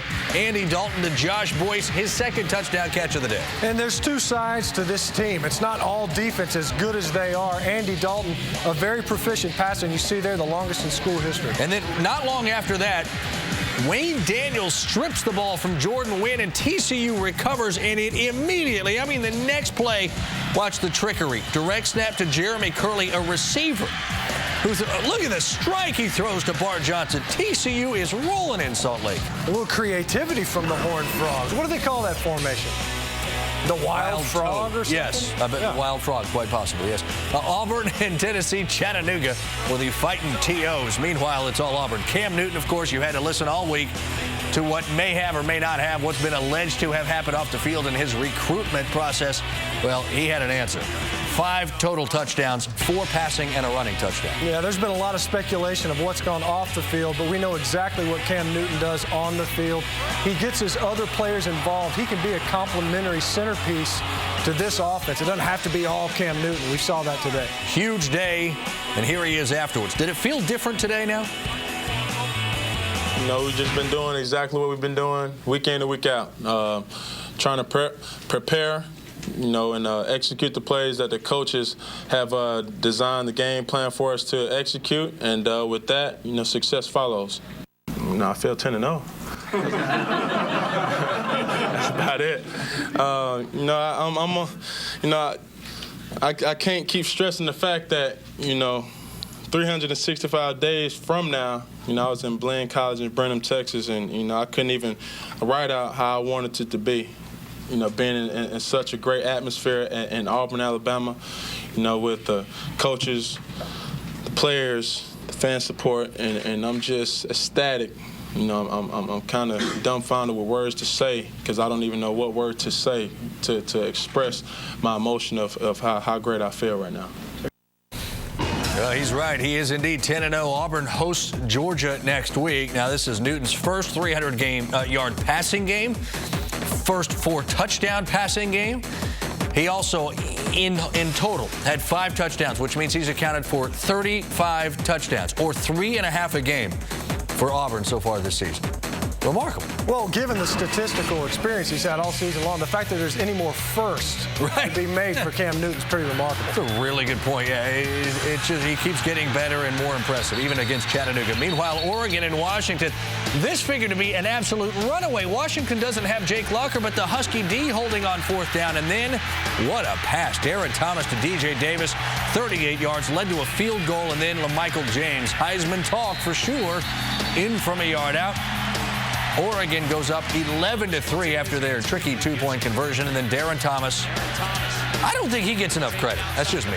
You're exactly right, but he's in a conference with other guys like Andrew Luck, Nick Foles that you hear about at that quarterback position, but Darren Thomas is a first-year full-time starter, very efficient passer. No question about it. Meanwhile, Joe Paterno, big day for him. Could win number 400 come against Northwestern. You might be surprised. That update coming. Cold weather is coming again, folks. For those of you with plans taking you outdoors this weekend, you better gear up for this one. Man, it's cold out here.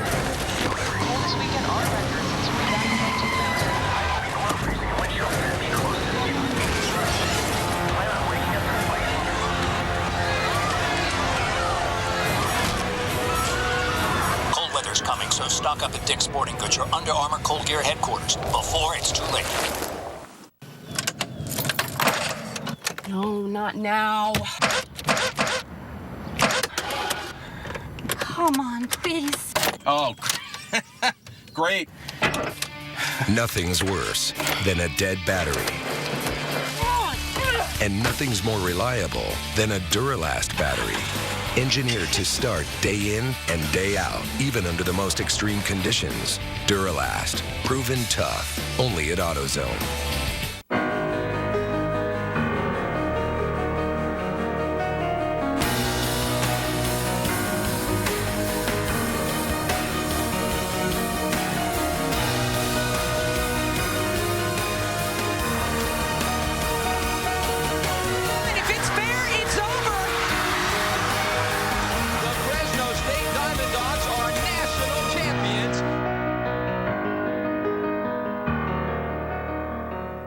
In Dallas, everyone loves the Cowboys, which makes it odd that our neighbor is a Redskins fan.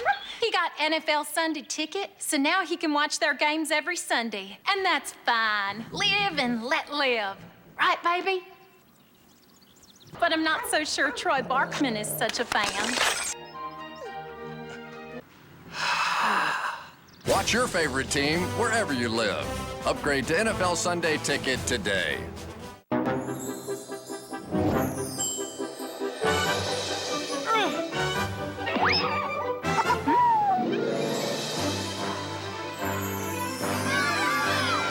Once they've outgrown their toddler seat, they're still not ready for adult safety belts alone. 4'9" is the magic number. Until then, kids need a booster seat. Make sure your little pumpkin gets there safely. Visit boosterseat.gov. Austin Pettis with a school record 180 career receptions for Boise State. He's a big reason they lead Hawaii 21-zip at the break.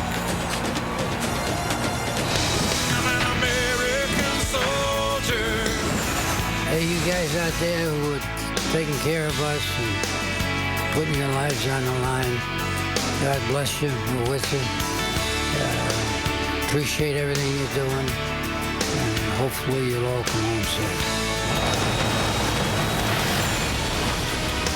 We'll be honoring the veterans all week leading up to Thursday's Veterans Day. Joe Paterno, look at what he's done. 45th season at Penn State, which in itself is remarkable, but 400 career wins if they could beat Northwestern at home today. You would have thought the schedule would set up nicely for that, but that has not been the case. Matt Stinchcomb, Dari Noka in studio with you. Dan Persa causes problems, not just throwing, but running as well. Yeah, as accurate as he's been as a passer, look at him get the job done with his feet. Dan Persa not only buys time in the pocket, but he can get the ball upfield, a big 30-yard run for the Northwestern quarterback. And then you see it there, nice stiff arm on the way in, show some physical running there at the goal line for the score. 14 carries, 89 yards for Persa. Watch this catch, though. Drake Dunsmore. Well, not here, because that has nothing to do with Dunsmore. There's the touchdown run. I promise you, here it is, Drake Dunsmore. We haven't seen it yet. We heard it was great. Throws to the end zone. Wow! And it was. That was worth the wait. Phenomenal catch. Drake Dunsmore, it's 21-zip. Northwestern over Penn State, so Matt Stinchcomb, it's looking like it's not going to be today for number 400. You look at the schedule just a moment ago. When might it come? Maybe Indiana. They've got Ohio State next week. Penn State does. And then, of course, they go to Landover, Maryland to play Indiana and then finish the year versus Michigan State. So the curiosity will be, if Joe Paterno doesn't get the 400th win this year, when will it be? We saw Indiana play pretty tightly earlier on this ball game, earlier on today. It'll be a challenge for the Penn State Nittany Lions to score that 400th victory for a storied career, Joe Paterno there at Penn State. Let's just hope it comes this year for him. I mean, yeah. You don't want you don't want to go into next year with that hanging over your head. Surely they'll win one more time. Illinois and Michigan. You like defense? Turn away. This thing got ugly. Except for there, Denard Robinson taken down. Eventually left the game because of dizziness and did not return. So it was Tate Forcier's game, and he finds Darryl Stoneham as he scrambles to his left. Touchdown, Michigan. Ties it at 45. They go to overtime. First play in the second overtime. Tied at 52. Nate Schillhouse to Mike LaShore. All alone. A little breakdown there. Maybe. Maybe the kid's just really fast. He's deceptive. So Illinois up. Now watch this play. Oh, what a finish there. Junior Hemingway ties it at 59. We go to a third overtime. Now you have to go for two. So Michigan did and got it. Illinois scored, went for two. Did not get it. Michigan is bowl eligible. 67-65. Now get this. The last three times that Michigan and Illinois have played basketball, men's basketball, they have failed to reach the 132-point mark that they reached in football today. Wow. Remarkable. Back in a moment, will we be? Yes, Boise State up 21-0 on Hawaii. What is that, a trick play? Come on. Jeremy Avery, 2 touchdowns so far. This one ain't even close. This is Dr. Love! And this is Dr. Pepper Cherry. It's got a little kiss of cherry flavor. You want cherry? How about a little kiss?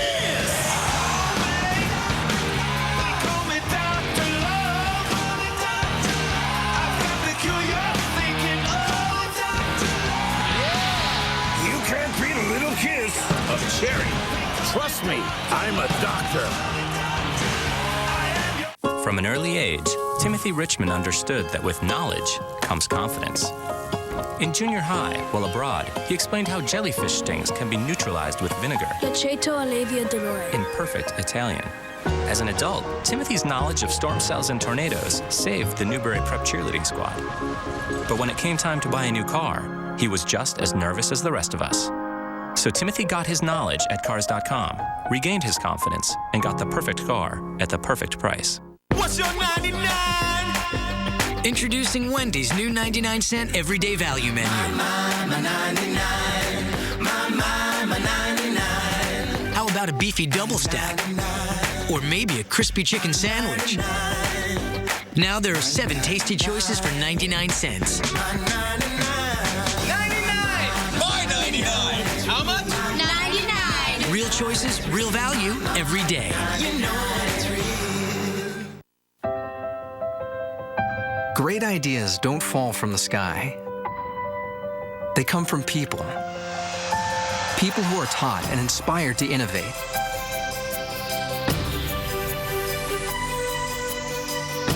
No matter their field of study. Even if that field is blue. This is your invitation to innovate at Boise State. Matt Stinchcomb, Dari Doka. I think Boise State fans would like to get Alabama off their backs, even though LSU would be a highly ranked one-loss team if they could win this game. Big one in the SEC. Picked off is Greg McElroy by Kelvin Shepard. Led to a field goal. Tigers were up early. Then Alabama, Trent Richardson, 21 yards. Gah! Dives, not quite in, though. Yeah, we've seen the big plays out of the running game, but it's Trent Richardson right here catching the ball out of the backfield. This play was reviewed and was ruled a touchdown. He squeaked the ball over the end line for the score. We'll keep you posted throughout the second half there. Alabama up 7-3. Tyler Shoemaker, 5 catches, including that touchdown. We're back in moments. Boise up 3 TD. Hi, I'm Reese Davis. This year, there's a new award for supremacy in college sports as schools, student-athletes, and fans join the quest for ultimate bragging rights. The Capital One Cup will be awarded to the best Division I men's and women's athletics programs for their on-field performance throughout the year. Schools will earn points based on their team's finishes in NCAA Division I championships and final official coaches polls. The journey for the Capital One Cup begins this fall. To learn more, go to CapitalOneCup.com. 12 summers of boat hauling, 6 minutes to soccer practice, 63 miles of commuting daily. For any extreme, from the road to the racetrack, step up to Mobil 1, the official motor oil of NASCAR and the world's leading synthetic motor oil brand. So put some NASCAR in your car and step up to the one, Mobil 1.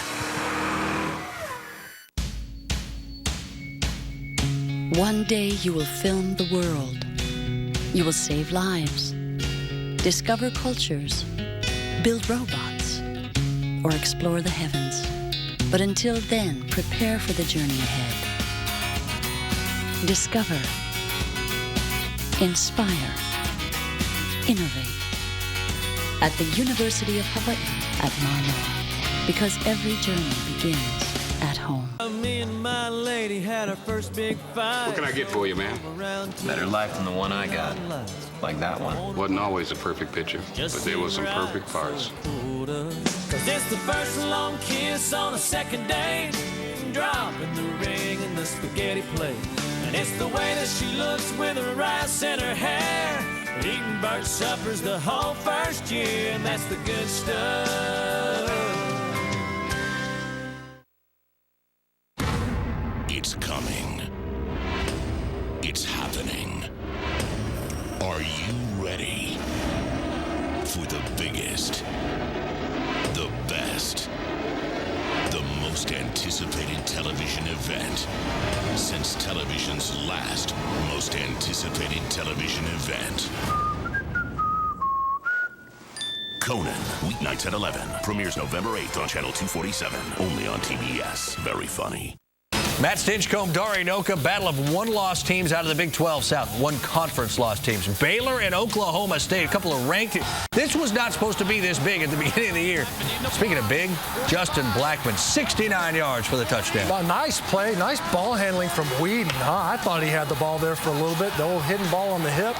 Justin Blackman got it done on the wide receiver reverse. Yeah, he was unbelievable. Look at the receiving yards plus the 69 yards on the ground. That's Colton Shelf, 62 yards. Oak State, 55-28 over Baylor. Keep in mind, they get Oklahoma at home this year. That might be your Big 12 South representative.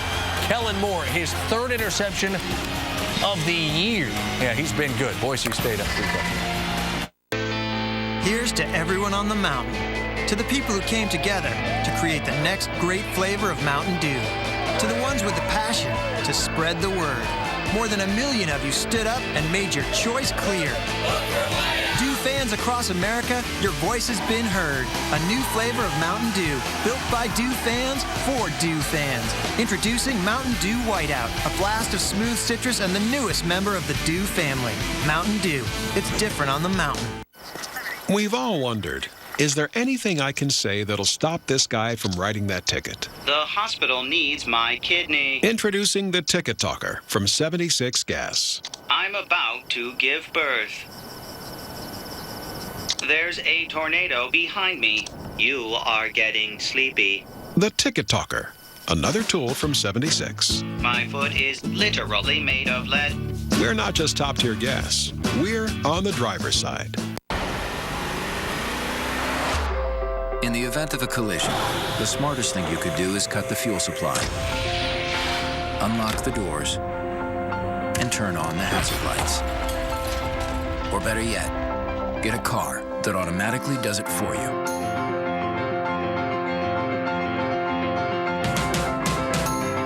right now during the Sign and Drive event. Get the all-new 2011 Jetta for practically just your signature. In the Western Athletic Conference, we value sportsmanship on and off the field. We respect our teammates, opponents, fans, and officials. We strive for excellence. We strive for excellence. We strive for excellence. This is what fuels us and sets us apart. It's the discipline and integrity to be the best. To be the best. To be the best. It's competing with intensity and passion. This is who we are and why we compete. We are the Western Athletic Conference. Play up. Play up. Play up.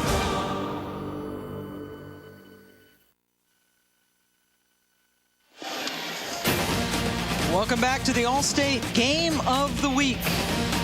Second half about to get underway here in Boise. The Broncos, number 4 in the nation, leading Hawaii by the score of 21-0 in a game that they have dominated both offensively and defensively. Pam Ward along with Danny Cannell. Jessica Mendoza joins us this week as well.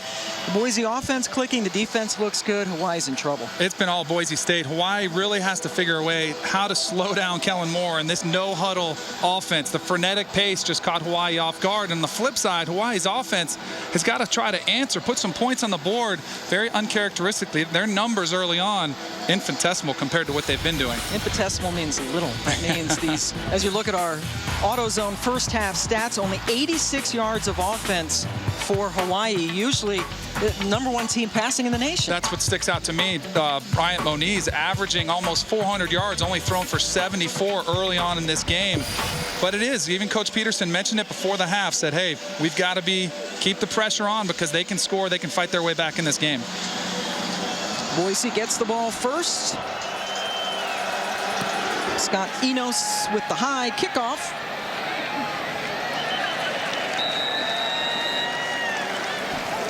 Goes out of bounds. Let's take a look at our first half highlights, Danny. All Boise State started off Austin Pettis breaking the career record for receptions. Then on the double handoff out of the Wildcat formation, Jeremy Avery takes it in. Boise State's roll, and then Tyler Shoemaker off-balanced throw from Kellen Moore. And Jeremy Avery finds the corner of the end zone with his foot. Sneaks in for a touchdown. The officials reviewed that second touchdown, and they came by the booth at halftime and said they were looking to see if the ball broke the plane while his in tandem with the foot going inside, and that's what they looked at and decided it was indeed a touchdown upon further review. First play of the second half on offense. Doug Martin picks up 7. Let's go down to Jess Mendoza. Jess. Well, I caught up with Hawaii coach McMacken, and he said, hey, Boise State is as advertised. Our defense has been out there for 55 plays. He's like, we need to get them more rest. Plus, he's seeing a lot more man-to-man than he expected from both sides of the field. He said, you know what? I'm happy it's 21. They're usually beating teams by a lot more than this. Their biggest goal of the second half, put more pressure on the quarterback. Kellen Moore has way too much time. He certainly does, and he took advantage of that at one time. With 19 straight completions, Martin runs for an easy first down, picks up 11 more yards. Ball once again in Hawaii territory. Good block by number 66, Thomas Bird up front, and early Boise State keeping it on the ground. Back-to-back runs by Doug Martin. And when you give them field position starting at the 40-yard line with a kick out of bounds, man, it's already tough to stop them, let alone when they start at the 40. Keeping it on the ground again to Martin. Bottled up by Elliott Purcell, but he still picks up 5 yards. It's one thing to demoralize a team through the air with all the passing that they did in the first half, but man, to come out and pound the ball now on the ground. And look at Kellen Moore. First half alone. I could name a lot of quarterbacks across the country who would be happy with that on an entire game. Did throw an interception, which is very rare for Kellen, just his 3rd of the season. As many as he had all last year. With the 39 touchdown passes, which was an obscene ratio. 2nd and 5, right back to Martin. Martin stopped about a yard or so short of the first down. 4 runs in a row for Boise State to open the half, creating another 3rd and short yardage situation. Also huddling on offense. You surprised by this, Danny? Well, what Coach Peterson said coming at halftime when he talked to Jessica was, hey, we work different paces, and that's to keep the defense off guard. So not surprised that they slow down a little bit. 3rd and 2, Martin still the tailback. Dan Paul, the fullback, yet again, and that's a big hole. A penalty comes down. Might have a holding against Boise, but Martin took the ball inside the 20-yard line. Holding, number 73, offense. 10-yard penalty, 3rd down. Nate Potter, a junior, from right here in Boise, was a first-team All-WAC performer last year, and that erases the first down run by Martin. And that's very uncharacteristic of a Boise State offense, too. So well coached, so clean on offense, very rarely penalized.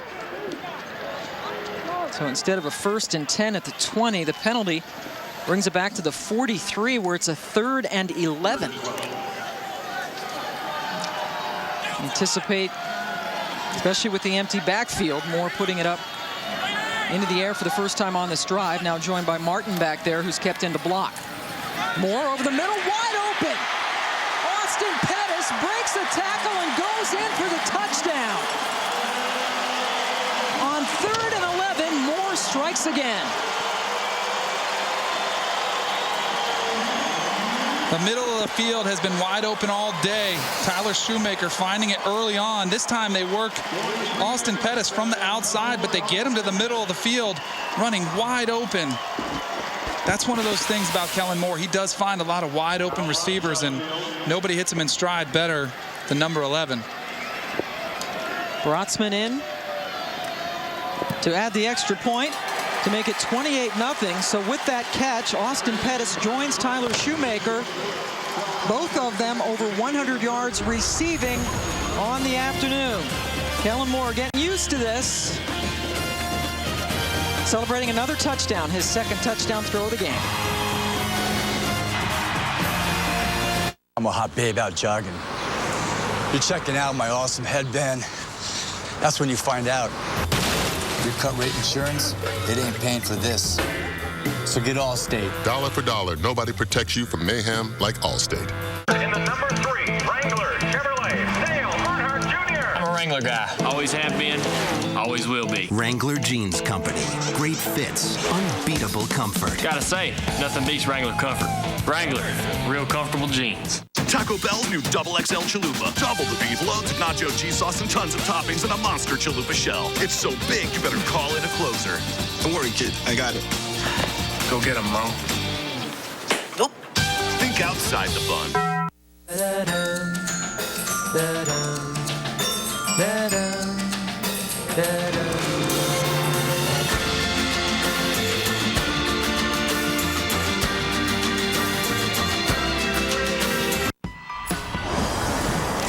Drake Dunsmore, Northwestern University, Superback. I've had a few surgeries throughout my time here. The injuries I've been through and overcome, it's just brought me closer to my family, to my coaches, to my teammates. I didn't start playing football until my sophomore year of high school, and it's just given me more of an appreciation for the game, and it's kept me passionate.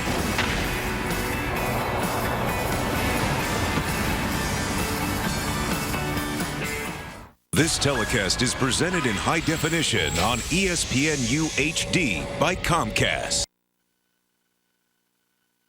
Welcome back, Kellen Moore and company with the lead. The telecast available in 3D on ESPN 3D, brought to you by Sony.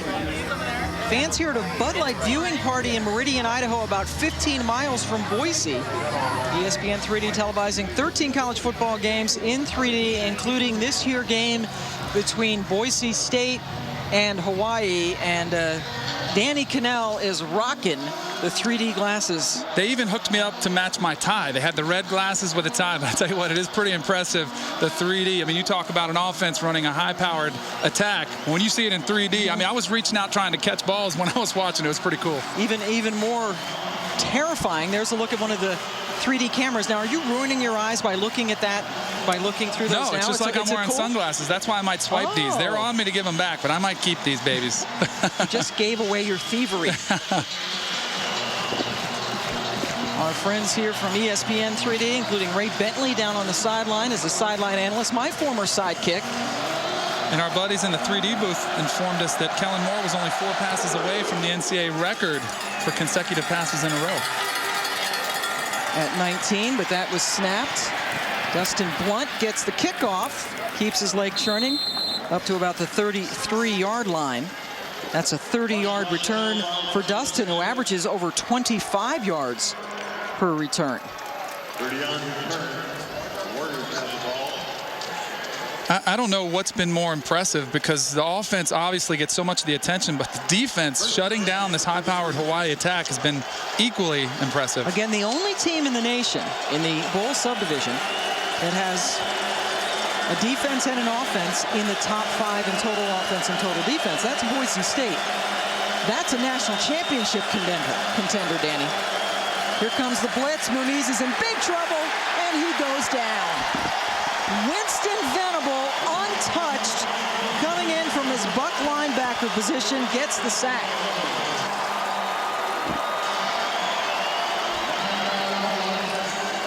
Winston Venable's been coming off the edge almost the entire game. Here he comes, straight to the backfield. Brian Moniz looking to his left, never sees him, never feels the pressure. Actually does a pretty good job of holding onto the football, making sure he doesn't fumble. But Winston Venable, the playmaker for this Boise State defense. That is the third time Moniz has been sacked this afternoon. Second and 19. Only a 3-man rush this time, and Moniz has trouble finding someone. Throws it into double coverage, and it's almost intercepted. Off the hands of Deron Johnson. Well, you've seen defensive coordinator Pete Kwiatkowski mix things up. You saw Winston Venable the play before. They brought a blitz, brought 5 blitzers. That time they only rushed 3, dropped 8 into coverage. That's why Brian Moniz is not able to find anybody open. And of course, Deron Johnson with the great breakup at the end of the play. 3rd and 19, a sold out Broncos Stadium. Getting louder.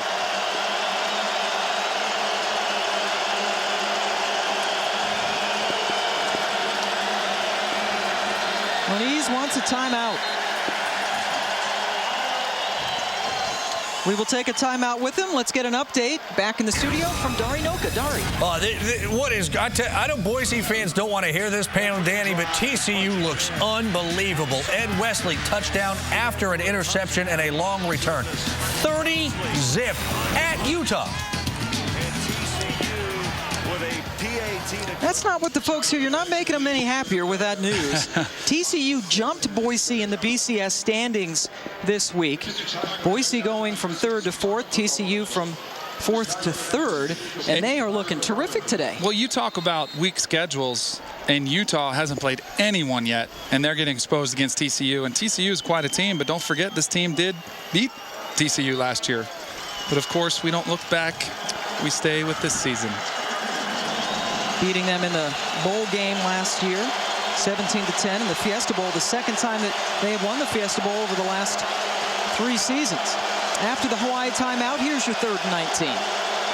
Boise again showing blitz. And they're coming with it. Moniz hit as he throws, but completes it for the first down. Royce Pollard all the way up to the 46-yard line. And that was a good job by Moniz handling the pressure.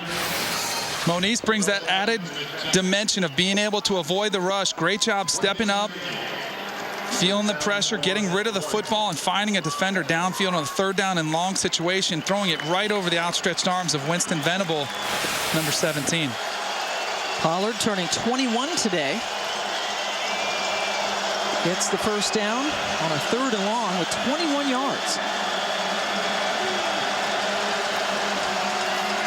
Moniz hit from behind, sack for the 4th time today. This time it's Shea McClellan, his 2nd sack.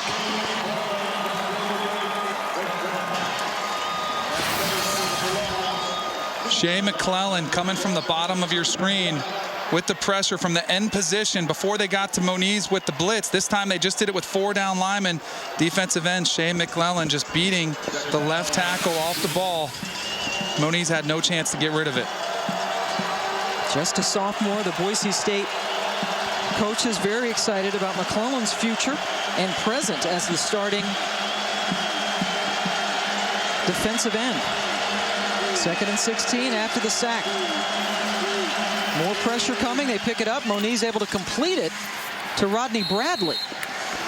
Jamar Taylor making the stop, and Hawaii further hurt Kealoha Polaris, who was only on that we saw for one play in the first half. Polaris, the very talented receiver, will not play anymore in this game. Once again, here's Venable coming from the outside. They had him actually lined up over the wide receiver and blitz. Moniz throws it to the vacated spot where Venable came from so many times. That's the spot you can expose in a defense where the blitz came from. 3rd and 12.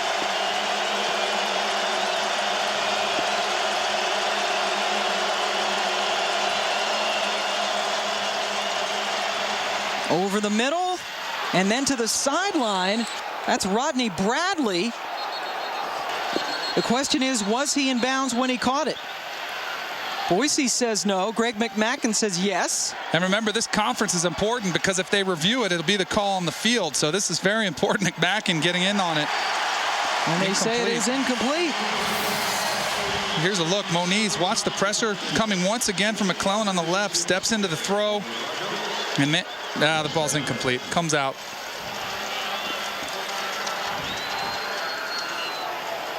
Now you see Bradley got the 1 foot down, then the ball. I think he had both feet in bounds, but the question was, did he secure the football? And I don't think he did. Coach McMackin believes otherwise, though.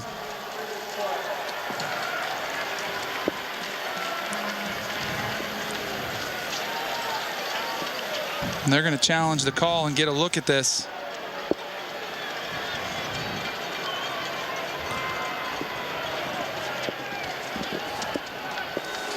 Coach McMackin making his case for a completion. You see here he has plenty of room inbounds, gets the ball in his hands, but right there, does he have enough possession, Pam? Yeah, that's the question. That's the question mark. I don't think he did, and that's why I think the officials, when it's running full time, when you run it in slow motion, it does look like he's got it for 2 seconds, but you got to remember, in real time, I mean, that's a split second that he's holding the football, and it comes out almost immediately.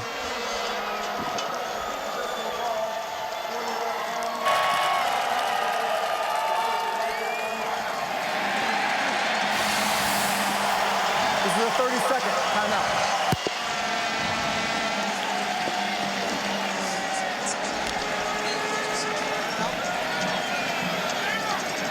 So the official on the field said it was not a challengeable play, and they've lost a timeout.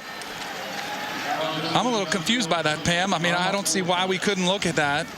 It wasn't like the ball, there was a turnover situation where, I mean, there was no whistle blown. The ball went out of bounds. Why couldn't they see if that was a completion or not?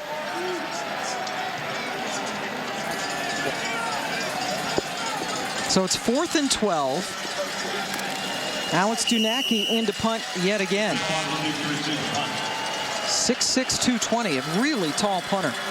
And one of the best going. That's a kick towards Chris Potter, who hangs onto it and goes down immediately. Potter did not call the fair catch, and Kenny Estes tackled him. So Boise State with a 4-touchdown lead gets the ball back. When we come back, and we're going to talk about Danny's Heisman hopefuls, some obvious choices in his top 5, and maybe a couple not so obvious.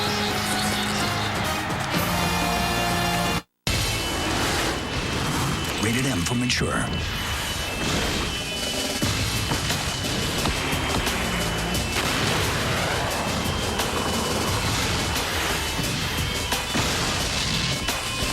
There's only one vehicle tough enough to play in this world.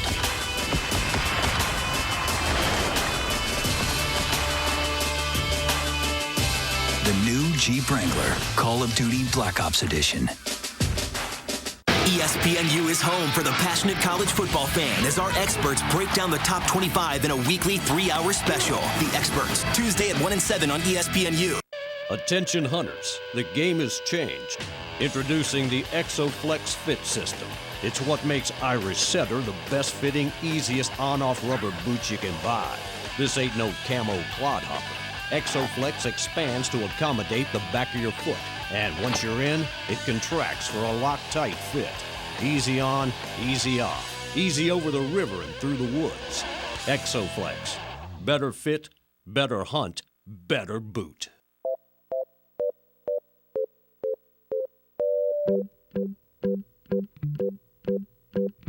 Change, change, change, change is good.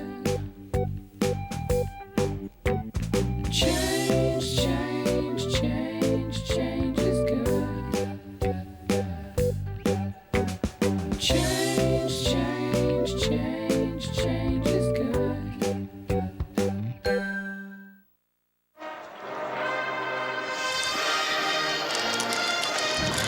Welcome back to Boise, Idaho. Kellen Moore and the Broncos impressively leading Hawaii 28-0. Danny's Heisman hopefuls. Cam Newton is the front runner by far. Just so much charisma that he brings to the game. Michael James, one of the most exciting players in the country. Of course, Kellen Moore, what he's accomplished this season, spectacular efficiency. And then my swing players, these are the bottom two. Andrew Luck has an outstanding chance tonight against Arizona to make a strong case in front of a national TV audience. And Ricky Stanzi today threw a late touchdown pass against Indiana to lead Iowa to victory. But really, it's a three-man race in my mind. I mean, the bottom two are fun to kind of rotate. But you look at Cam Newton, Michael James, and Kellen Moore. Those are the ones everyone's watching.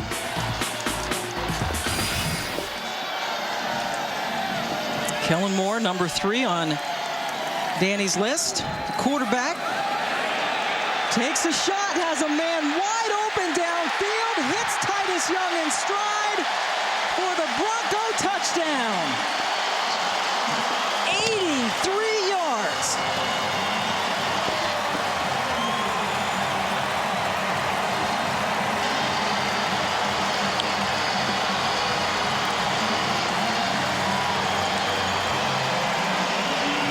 Nobody throws a better deep ball than Kellen Moore.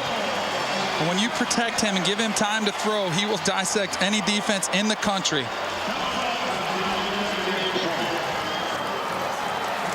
Moore with 448 passing yards, 3 touchdowns.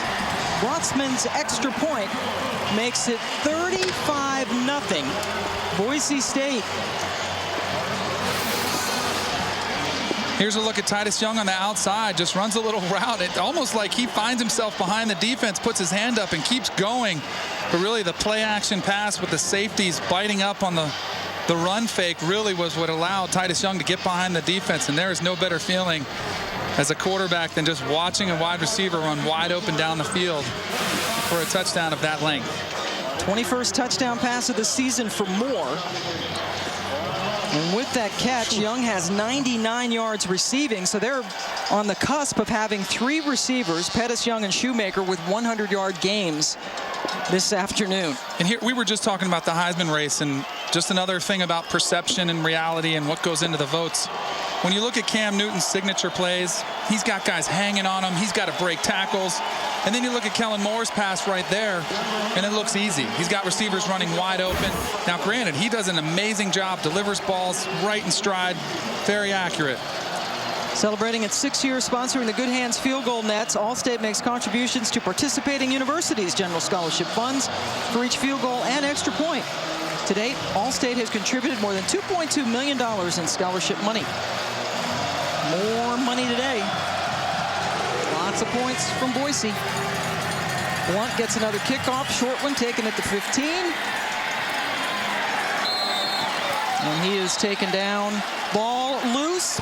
Nope, Boise said they had it, but the officials say it stays with Hawaii. Let's go to Dari for an update. All right, let's update Washington and Oregon, shall we? Now, the Huskies, for some reason, still in this game, and here's a reason why. Keith Price to DeAndre Goodwin. That made it a 5-point game, but just seconds later, Darren Thomas to Jeff Mayle. Oregon back up a dozen early in the 3rd, guys. How about that response, Jeff Mayle? All right, Dari. Not a lot of people thought it would even be that close. What does it tell you about Jake Locker? That's a little curious that Washington's able to put up points without him. Oh, down again. 5th sack. This time it's Tyrone Crawford from Windsor, Ontario, the Canadian, getting in on the sack party. And this is Hawaii's nightmare right here. Not able to pass protect Bryant Moniz, creating these long yardage situations. It just couldn't get much worse right now for Hawaii, offensively and defensively. Crawford with the sack was a junior college All-American his first year at Boise State. Getting his sack. Brings up a 2nd and 18 for Hawaii. Pass is complete for a short gain to Royce Pollard. Picked up about 3 yards. Moniz and company certainly not used to being shut down like this. The most prolific passing offense in the country. Greg Salas, his star receiver, 81 catches on the season coming in, has 1 today. And Polaris, again, unable to play. Just played 1 play. Polaris is out because of a hurt hamstring. Hawaii doesn't even have 100 yards of offense, Danny. Astonishing. 3rd and 15. And another sack. Everybody's getting in on it. This time it's Jarrell Root, a junior from right here in Boise. And they're getting the pressure with 4 men blitzing, 7 in coverage. Bryant Moniz, no time to look down the field. Here's a look at the pocket, or lack thereof, for Bryant Moniz. Pressure coming from the right side. Nowhere to step up into, and Bryant Moniz goes down. Frustrating for a quarterback. Nowhere to get rid of the football. Dudacki with another punt. Fair catch by Potter at the 25-yard line. So 6 sacks for the Boise defense. 4 of them coming this half. They're up 35-0. ESPNU is home for the passionate college football fan as our experts break down the top 25 in a weekly 3-hour special. The Experts, Tuesday at 1 and 7 on ESPNU. Are things different now that I'm not crushing quarterbacks every Sunday? Yeah, a little bit. But I still have a taste for greatness. So I love Dr. Pepper. The taste of these 23 flavors can never be equaled.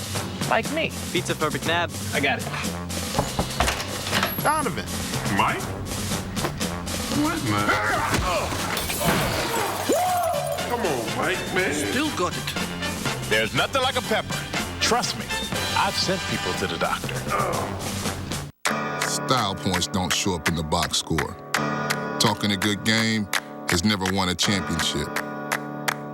And we're sorry to break it to you. It's not the shoes. It's the work, the pride, the blood, and the tears. Because Russell's wicking sweat out of the equation. Russell Dry Power Moisture Wicking Tees and Fleece. The next evolution in over 100 years of raw performance.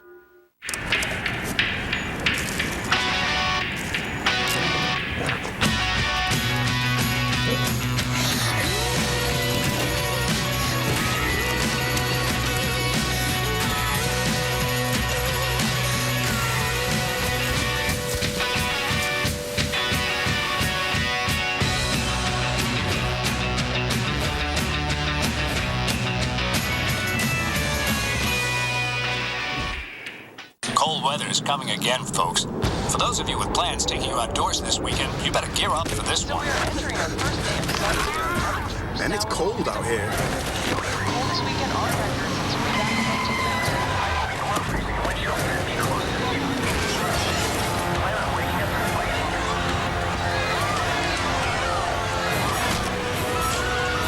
Cold weather's coming, so stock up at Dick's Sporting Goods, your Under Armour Cold Gear headquarters, before it's too late.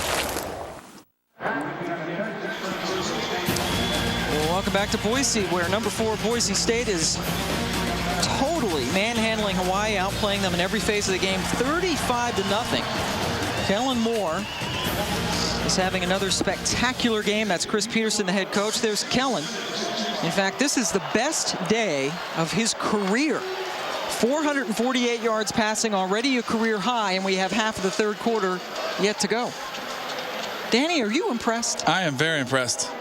Not an easy man to impress. I mean, the efficiency is what I'm impressed.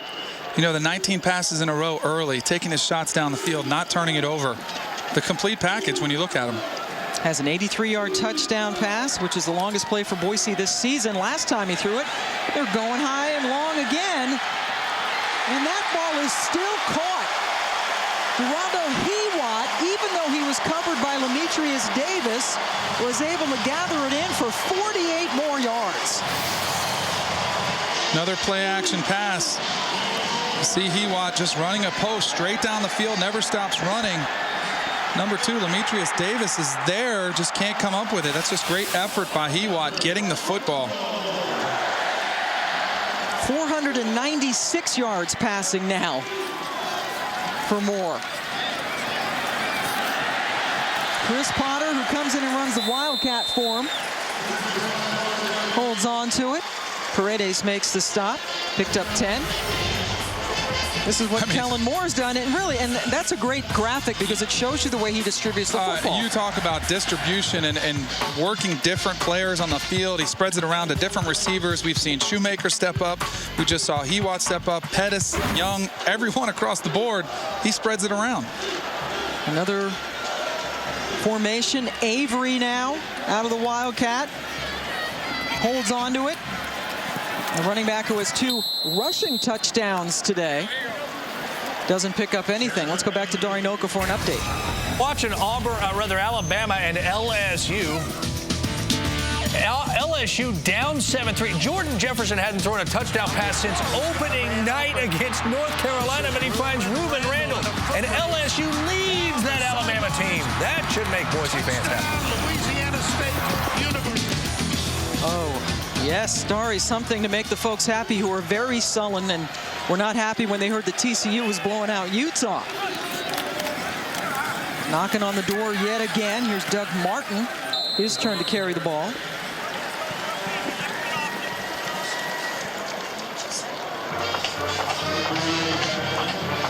See Doug Martin working the running game, getting more involved. Receivers have all had their touches. Doug Martin's gotten his as well.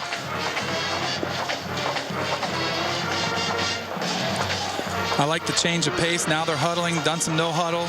Really, Hawaii's been on their heels all afternoon. Now inside of 5 minutes.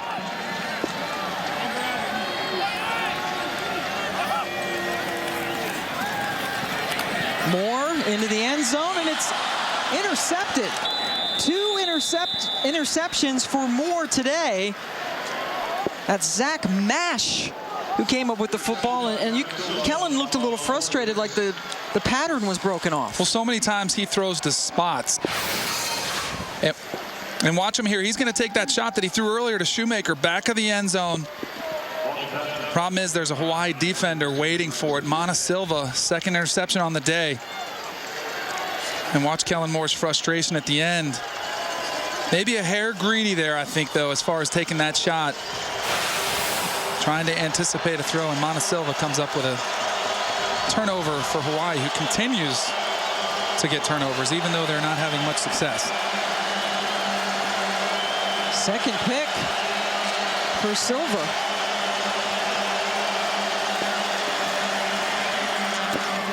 Coming out throwing, Bradley gathers in the Moniz pass. So Boise number 4 in the BCS standings, but way down in budgets. You know, I was going to say with the Alabama score, I was going to say, why don't they put it up on the big scoreboard here? But you can see, I mean, this just is not the same type of situation that you've got at some of the bigger conferences. I mean, look at that. They're not even a 3rd of Oregon, not even a 6th of Auburn. It's pretty phenomenal what they've been able to do on such a limited budget. Keeping up with the big boys. They just want the opportunity to play with the big boys for the national championship. Pollard with the catch. Let's go back to Dari. All right, continuing to update what's going on around the country. Nebraska and Iowa State. This was a 10-10 game until the Cyclones. Austin Arnaud throws a pick to Nebraska's Austin Cassidy. It's an Austin kind of play, and it goes the Huskers' way. They lead 17-10 in the 3rd.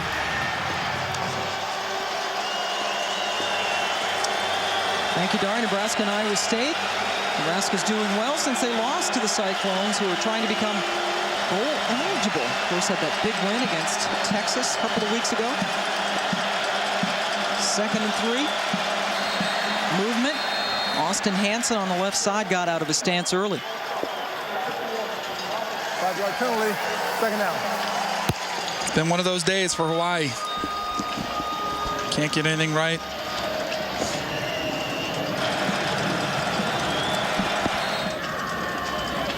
Bryant Moniz coming into this game first in the nation in passing yards and total offense per game, but has really struggled against this Boise State defense.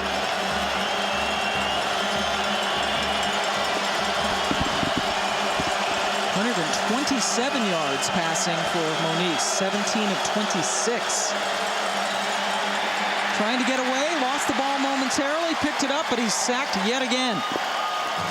7th time Moniz has been sacked. Well, we asked Pete Kwiatkowski, how do you stop this run and shoot? He said you pressure the quarterback. Pocket collapses for Bryant Moniz, nowhere to go. Once again, he's harassed. Winterswijk in there, Jonathan Brown. Some of the backups getting in there for Boise. Brings up a 3rd and 13.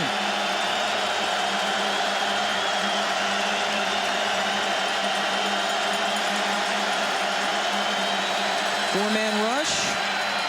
Moniz with the completion, but well short of the first down. Royce Pollard. Now they're saying it's incomplete as the officials converge again.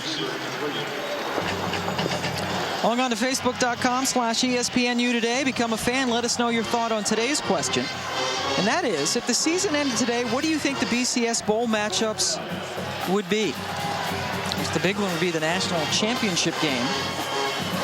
Oregon in the driver's seat, along with Auburn, top 2 teams in the BCS standings. I really feel like Auburn and Oregon are going to end up playing each other. I know everybody talks about Alabama being the one-loss team. You see them struggling against LSU. They're losing right now to LSU. Alabama is, but I think Auburn's going to end up running the table. Everybody talks about Alabama, but I believe Auburn's the 2nd best team in the country. Pinaki's punt goes out of bounds. Let's have an update. Penn State and Northwestern. Dari, what do you have? Well, you know, I'm glad you guys are keeping me busy because I'm enjoying this. Penn State was down 21-0, now down 21-7. Matt McGloin in at quarterback finds Nate Cadogan, and it's a 1-touchdown game. Joe Pog going for 400. Could it be number 400? They're still plenty of time left in that game, right? Just 9 minutes to go in the 3rd quarter. And Joe Paterno has been there since 1966 when Lyndon Johnson was in his one and only term. Average home price. Star Trek aired for the first time. Sound of Music was Best Picture. Julie Andrews on the right, Joe Pa on the left. 1966. One little stat I saw that really impressed me was Coach Paterno's 399 wins are more than all the other Big Ten coaches combined. That just kind of puts it in perspective how impressive that 399 wins are. And going up against Pat Fitzgerald, who's a baby. I don't even know if Coach Fitzgerald was born in 1966. He couldn't have been. Nope. No, I don't think not even close. Wow. Kellen Moore has thrown 2 interceptions today. He has Jeremy Avery to hand off to, and Avery is still going.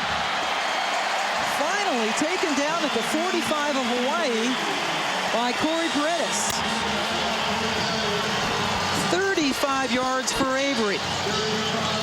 Well, one thing you talk about when you talk about Boise and people question their competition, well, if they did have to play an SEC schedule or an ACC or a Pac-10, they would have the depth to compete because they can shuttle guys in and out. I mean, there is no drop-off between Doug Martin, Jeremy Avery, the wide receiver position. They've got some depth.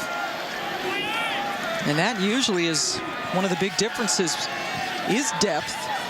Avery takes a break. Martin gets the handoff. And with that long run by Avery, Boise State is now over 600 yards today in offense. 6 Bills. A team that averages 516 yards of offense, which is 5th in the nation. And we still have more than a quarter left to go. They're over 600 yards.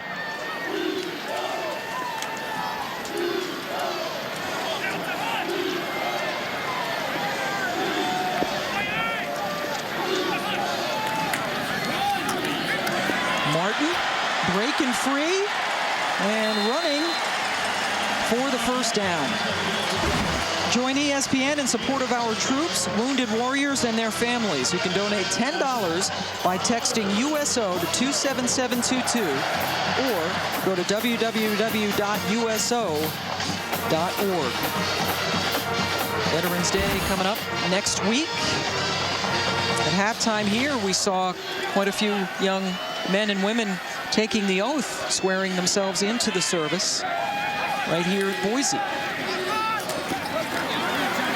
Watt with another catch, and the Dutchman flies for the first down. There are 3 Dutch guys on this football team for Boise. Really a unique situation, too, when you think about the distance they have to travel. One of the things that's interesting, I did some NFL Europe a few years ago, and the football played over in Europe, in Amsterdam and Holland, it's pretty impressive. They have quite a program for the youth over there. They play high school football, and Boise State's tapped into the talent over there. Over 500 yards passing now for Kellen Moore, 507. Third best game in the history of Boise State for any quarterback. Avery with another carry. Avery picking up 6, and that ends the third quarter. Boise led 21-0 at the half, added a couple more touchdowns, a lot more sacks. Kellen Moore and company well in control of 35-0. ESPNU, The Battle, Thursday at 6:30 Eastern. We got ADT because I walked in on a burglary once. The physical damage was pretty bad. The emotional toll was even worse. Our daughter had nightmares. What that robber really took from us was our peace of mind. With ADT, we got it back. Every 15 seconds, a burglary takes place in the United States. Help protect your family with a fast alarm response of ADT. A single ADT system can help protect your home from burglary, fire, and carbon monoxide. When an alarm is received, ADT can call the local authorities for help. And you get this monitored protection, plus great local service, all for about $1 a day. And only ADT offers a theft protection guarantee. Take it from me. The time to think about a security system isn't after something bad happens. It's before. Call now and save over $250 when you buy ADT's family package. And ask about our new technology, like our keychain remote. ADT, always there. No, not now. Come on, please. Oh, great. Nothing's worse than a dead battery. And nothing's more reliable than a Duralast battery. Engineered to start day in and day out, even under the most extreme conditions. Duralast, proven tough, only at AutoZone. This is Ben Landis, filling his car with quality Conoco gas for the first time. This will help lower his car's emissions and remind it how much it likes being Ben's car, so it will quit trying to ruin his love life.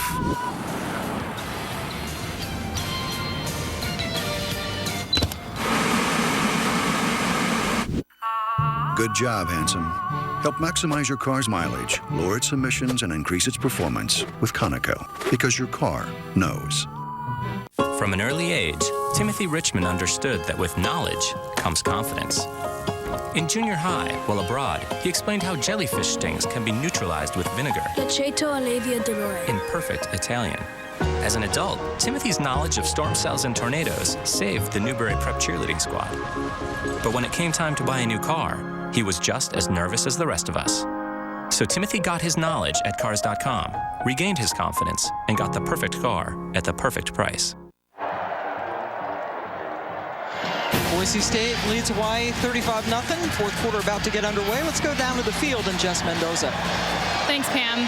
The Make-A-Wish Foundation, along with head coach of Boise State, Coach Peterson, and the Broncos, flew out 12-year-old Stephen Kinsey. He's from San Antonio, Texas, and he's suffering from non-Hodgkin lymphoma. He came out here as now being a pseudo head coach. So he's helping the team. He even had a small little sledgehammer as he's been representing the Broncos. You'd think he'd be a Texas fan. Not so much. He loves the Bronco Blue. A great story. Stephen Kinsey coming out with Shea McClellan, who was bringing out the sledgehammer, and the young man His dad is in front of him, blocking his son right now from view, but he's got the headphones on. I like Steven. He's working the communication lines. Steven's doing a good job. It's 35-0. They need to think about keeping him on the staff.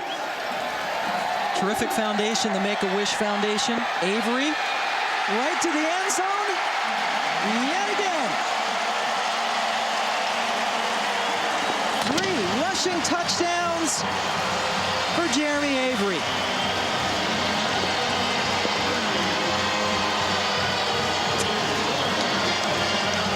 Boise State with a balanced attack, able to do it through the air. Kellen Moore having a career day. Jeremy Avery with his 3rd touchdown on the day. Really having their way with Hawaii all afternoon.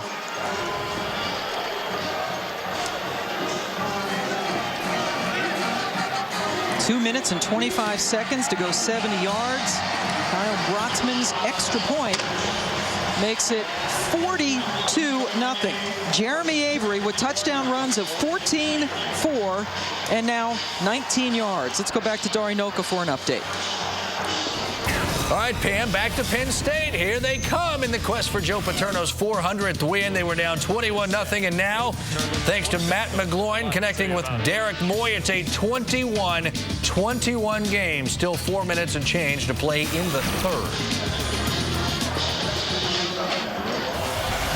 Terrific comeback by the Nittany Lions, trying to get Joe Pa win number 400. Here's our Discover game summary, heavily weighted in favor of Boise State. A career day for Kellen Moore, 3 more touchdown passes. Avery creeping up on 100 yards. Pettis well over 100 yards in receiving. The same for Tyler Shoemaker for Boise State. Not just the offense, but the defense has been really, really impressive. Those zeros across the top of the board for Hawaii really jump out at me, especially when you consider Hawaii's offense and their prolific attack that puts up so much numbers. You would expect them at least to put up a couple scores, and here they are holding them scoreless. Armin's kickoff. Dustin Blunt. Very good kick returner for Hawaii, averaging over 25 yards per return on the season. Taken out at the 34-yard line, and they have a T-Dog here. Comes out and retrieves the kicking tee. That's Z the T-Dog. 32 yards. Oh, Jess has more on the mud. Go ahead, Jess. Hey, guys, I have a really funny story of these T-Dogs. There's 3 of them, and one of them actually got cut earlier in the game because it was too loud and he got distracted by the crowd. They have to get to the tee and back in 25 seconds. If they don't, the next dog steps right in. Wow. Next dog in. Nice. That's pretty stiff competition. They better be ready. That dog, whoever that dog was right there, that was a lot faster. That's right. But they even have depth at dog here at Boise State. They do. My dog would be distracted by the hot dogs. Alex Green with the carry. We have depth with more Darinoka updates. Dario. Well, you know what? I can't beat a T-retrieving dog, but I'm going to try. Alabama down 10-7 at LSU. Mark Ingram.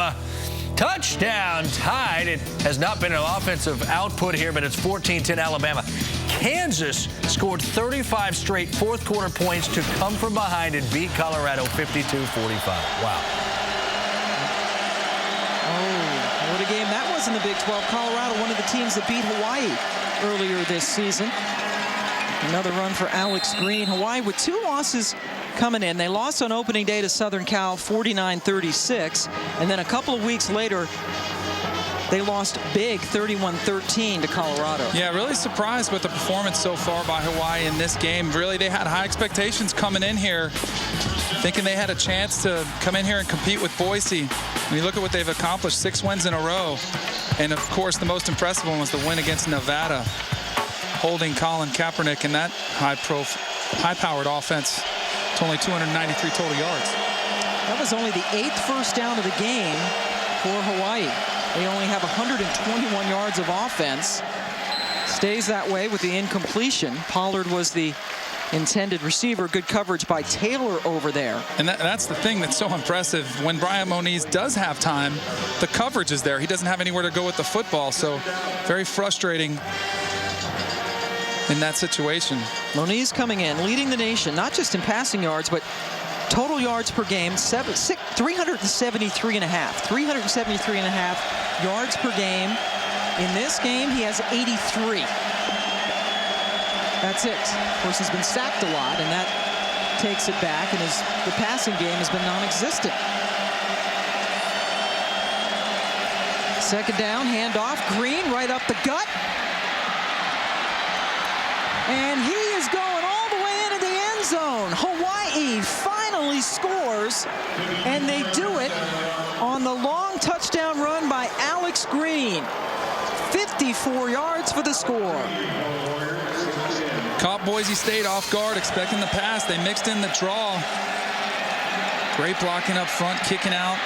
When you've got a team coming after the quarterback, that's the one play that can kind of keep them at bay is the draw play, and they were able to gas them there for the long run by Alex Green.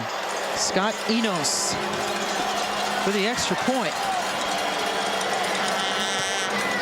54-yard touchdown run. Before that, Hawaii, 16 rushes for -6 yards. 54-on-1 run by Alex Green.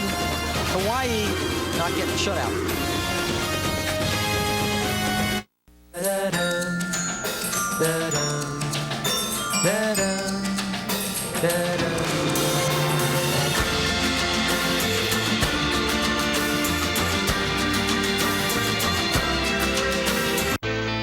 Here's to everyone on the mountain, to the people who came together to create the next great flavor of Mountain Dew, to the ones with the passion to spread the word.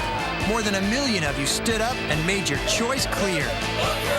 Dew fans across America, your voice has been heard. A new flavor of Mountain Dew, built by Dew fans for Dew fans. Introducing Mountain Dew Whiteout, a blast of smooth citrus and the newest member of the Dew family. Mountain Dew. It's different on the mountain. Start your engine.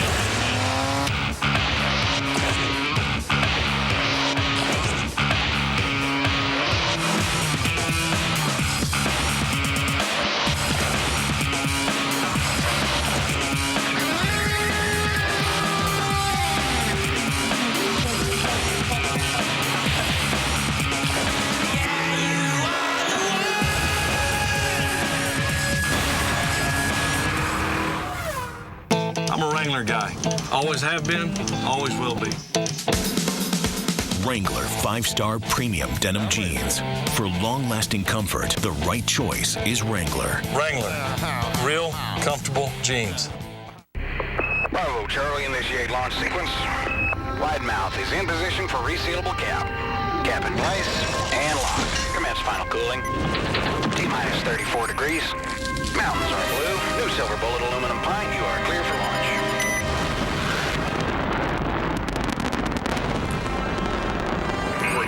Houston, we have refreshment. Introducing the new silver bullet aluminum pint from Coors Light. The world's most refreshing beer. Welcome back to Boise. It is now 42-7. Boise State in charge, leading Hawaii here in the fourth quarter. Pam Ward and Danny Cannell. We are joined now by Pat Forty, one of the great columnists for ESPN.com. And I would imagine you're pretty impressed by what you're seeing this afternoon. I am. You know, I guess I've been kind of the Boise bus driver per se, and you know, I think they've shown up. You know, Hawaii, very explosive offense, and they've shut them out for 3 quarters. Gave up the big run there, and Kellen Moore, man, oh man, has he been on fire. Best day of his career so far. And Pat, you got to convince my partner Danny Cannell here. He knows. He's a fellow expert with me. Now, come on. Yeah, we've had some lively debates on ESPNU. I'm sure, but we got to get him over to the right side. He's on the dark side of this argument. See, I figured him being here would be enough to bring him over. I'll tell you what, I am impressed. I am very impressed with what Kellen Moore has done. This offense, the distribution you talked about earlier, Pam. The number of weapons they have. They spread the ball around. There's so much talent, and then what you mentioned, Pat, the defensive side of the ball, what they've been able to do against this Hawaii offense has been putting up some gaudy numbers. Yeah, that pass rush has been all over Moniz, and that's why it was a good call to hit him with that draw play there. But I mean, their front line, their front four is no joke. How about Jeremy Avery? Got the touchdown runs, and he returns the kickoff all the way up to the 48. another one of their weapons. That's it, running back. And even with they've had the tight end injuries, but a bunch of receivers, big plays today, and the running backs. So I have a question for you. With what's going on with TCU and Utah, are you going to swap out buses maybe and hop on the TCU one and start driving that one? Gotta give them a lot of respect. I mean, to go into Salt Lake and blow them out, I kind of wondered if Utah was a little overrated just on basis of not having played too many people, but still, to do that to them was really, really impressive. Kellen Moore's day is over. The best day of his collegiate career, in spite of throwing 2 interceptions, had the 3 touchdown passes over 500 yards. Jarvis Hodge with Joe Southwick now at quarterback, picks up 14. And how about Penn State's comeback? Here they come, Dari. Pam, the comeback is complete now if the defense can hold. Here it is, once down 21-zip. Silas Red, touchdown Lions. They're up 28-21 in Joe Paterno's quest for 400. At one point, Northwestern led that game 21-0. Now 4 straight touchdowns for Penn State.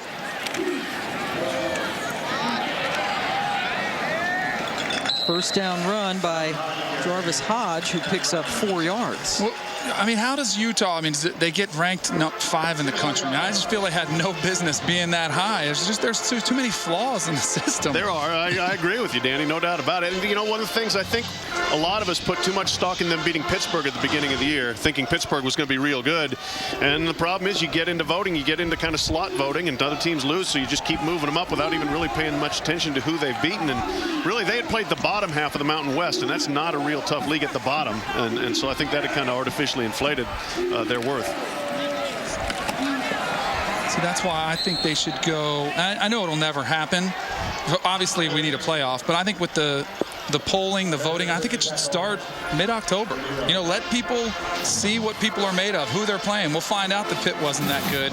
Then you slot them. You have more accurate slots of where people are, and you don't get these off-kilter rankings. I totally agree with you. The one problem there, I mean, the Harris poll does start voting in mid-October, and they still have mirrored basically what's going on in the other polls. But if those other polls had all started at the same time, then maybe get a more realistic look. Drew Wright, number 39, and now the tailback. Just about everybody getting a chance to play for Boise, and Drew is taken down immediately. Let's take a look at some BCS Bowl projections if the season ended today. Well, the clear, flagrant flaw in that is no Boise State. Who's missing. Yeah. And, I mean, if it comes to that, then that's a travesty, in my opinion. I mean, we're watching this team here, and you can argue, I think we can have a healthy argument over whether they should be number 1, 2, 3, or 4. But if they're not in one of those 5 bowls, then that's a joke. 100%. I 100% agree with you there. Kyle Brotzman, guys, is trying a 52-yard field goal. He's been out with a hurt leg. And they have him out there kicking from 52. Didn't make it.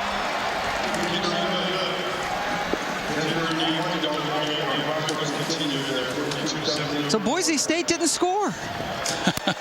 Their second-string quarterback in, Chris Peterson's team, with a very chunky 42-7 lead over Hawaii. There we pat 40 when we come back to Boise. I'm your lucky team, Flag. We've gone through 14 seasons together, but in Flag years, I'm like 130. Now, I'm just holding on by a thread. If you've got cut rate insurance, you could be dealing with this mess yourself. So get Allstate, where agents keep you protected from mayhem like me. Dollar for dollar, nobody protects you from mayhem like Allstate. Hi, I'm Reese Davis. This year, there's a new award for supremacy in college sports as schools, student athletes, and fans join the quest for ultimate bragging rights. The Capital One Cup will be awarded to the best Division I men's and women's athletics programs for their on-field performance throughout the year.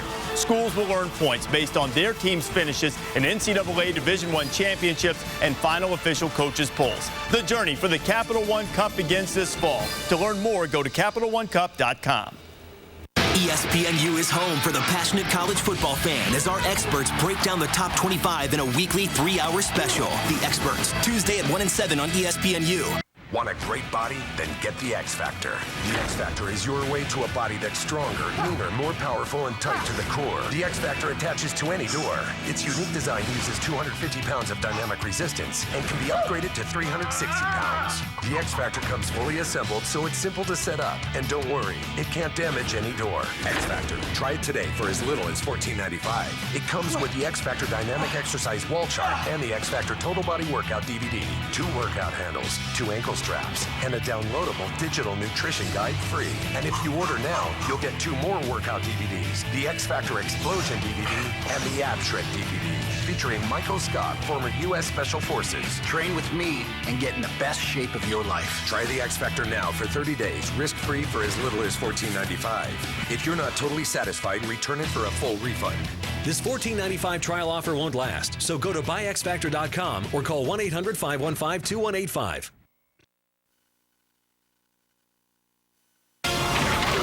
ESPNU College Football All-State Game of the Week. Brought to you by Allstate. Dollar for dollar, nobody protects you like Allstate. Are you in good hands? Welcome back to Boise State. Some of the great helmets they've had, the great tradition at Boise State. Impressively leading Hawaii now 42-7. Bryant, Moniz out of the game. New quarterback in for Hawaii. It is Shane Austin, a junior from California. Moniz, a very tough afternoon. Austin throws it. Nope, that's no play. We have a flag on the field. Before the ball can be snapped. False start. Number 51, offense. 5-yard penalty. First down. Dari Noka has another update for us. Dari. It is getting wild on the plains. Ames, Iowa. Now, the Cyclones were down 24-10 to Nebraska when Austin Arnaud ran one in, so it's 24-17. The Huskers fumbled, and almost immediately after that, Arnaud with a touchdown pass to Alexander Robinson. They are tied at 24, Nebraska and Iowa State.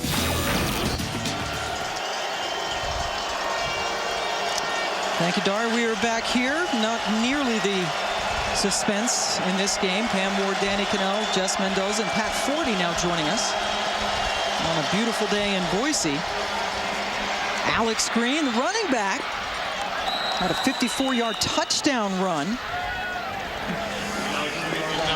Runs out of bounds after a 13-yard carry.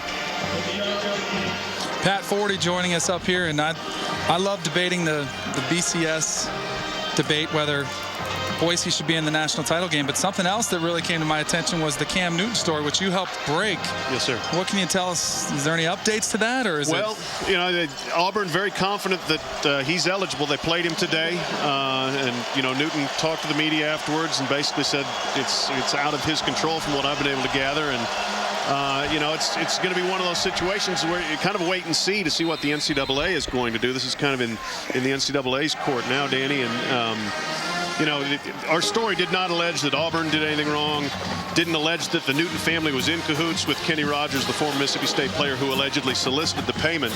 But, you know, it certainly does throw, you know, a real monkey wrench into the proceedings just for Auburn on a day-to-day basis. And you're looking ahead saying, you know, where's this going to lead? We're just not sure yet. Warriors got a first down. Backup quarterback Shane Austin in there.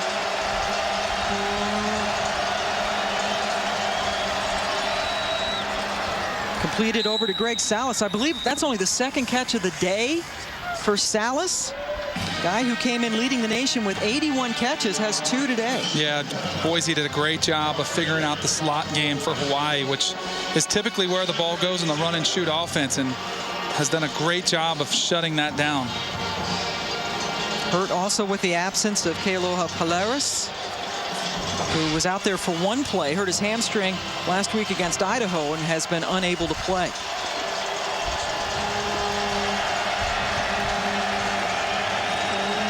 .681 yards for Boise State, closing in on 700 next time they get the ball. That pass is delivered at the feet of Pollard. The best day on the other sideline for Kellen Moore, and Bryant Moniz coming in, leading the country in total offense, only 83 total yards today. And really, he was harassed all afternoon. Watching the coverage, there weren't many places to go with the football, and talking to Nick Rolovich, their offensive coordinator, Bryant Moniz will be back. He'll shrug this one off and be right back to putting up those 400-yard days. Sacked 7 times today by this Boise State defense. Here's a 3rd and 4.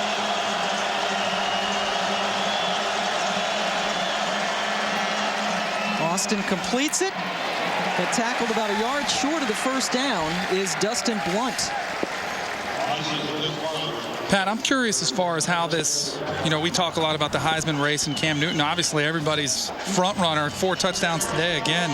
How do you think this will affect his Heisman hopes? That's a great question, because I'm a voter, and in 2005 I cast a vote that would end up being meaningless for Reggie Bush. And you look back and say, gosh, I wish we had known then what we know now. Well, with this sort of cloud hanging over, you wonder if voters might just be a little bit hesitant.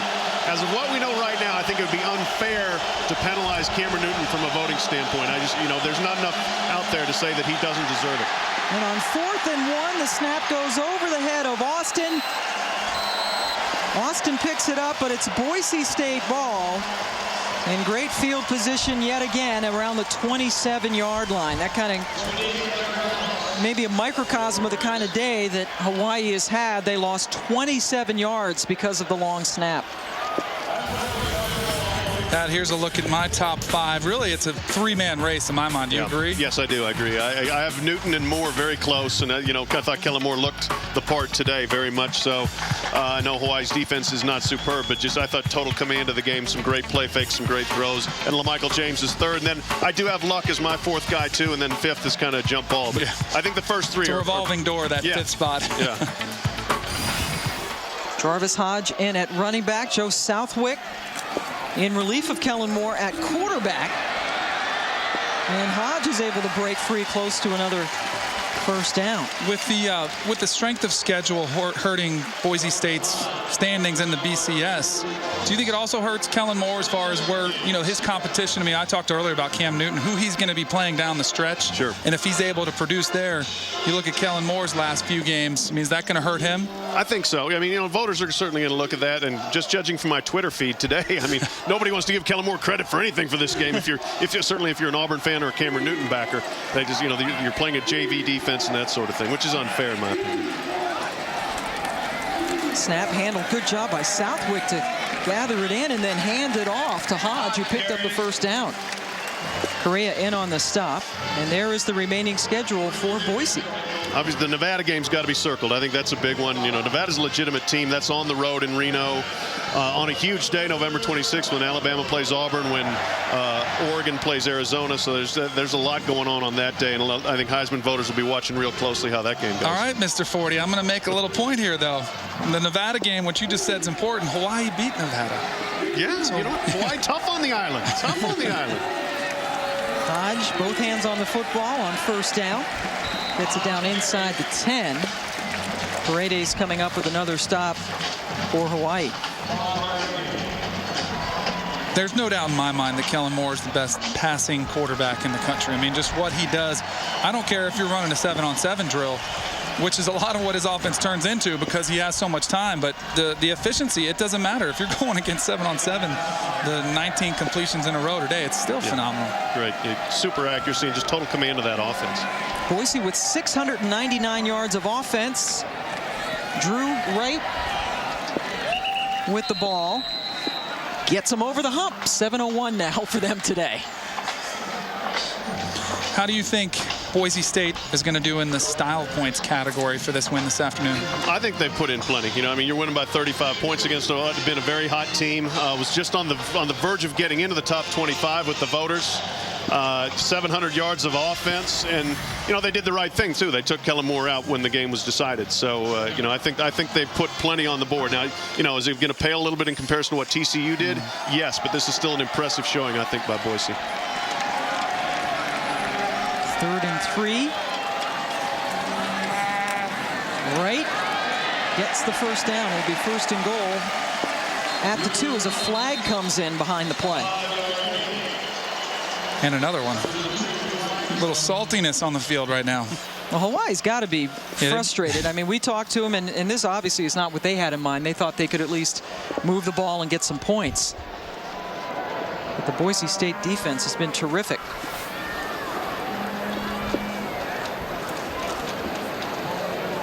Hawaii coming into this game averaging 39 points per game. They had won 6 straight ball games, unbeaten in the WAC. And they're about to go with a thud to second in the WAC behind Boise. That's one thing I would say, Pam, the Boise defense, you know, just a lot of people think this is a finesse league and they don't play that much defense. Boise's defense is legitimate. And you look around, there were a lot of defenses that laid down today and gave up huge points all over the country. 82 in the offense, 10-yard penalty. There was also a dead ball, personal foul on the offense, number 42. That penalty will be enforced after the block in the back. It'll be first down. Repeat third down, excuse me. We were talking about it, you know, over the break, that Boise State really is almost in a no-win situation, because if they win big, people are tweeting you, telling you it's a cupcake game. Right. If it's close, they say we should have blown them out. So Coach Peterson's really in a bind with how's he supposed to win? I agree. You know, and he's handled this awfully well, I think, Danny. I mean, he just, you know, he's just said, I'm going to try to pay as little attention to all that stuff as necessary. I'm going to coach the team my way, no matter what. You know, he pulls his starters out at the appropriate time. You know, they keep running their offense, but they're not trying to throw the ball into the end zone. I think he's handling it very, very well. 4 receivers in after the penalties. It's 3rd and 18. Keep it on the ground.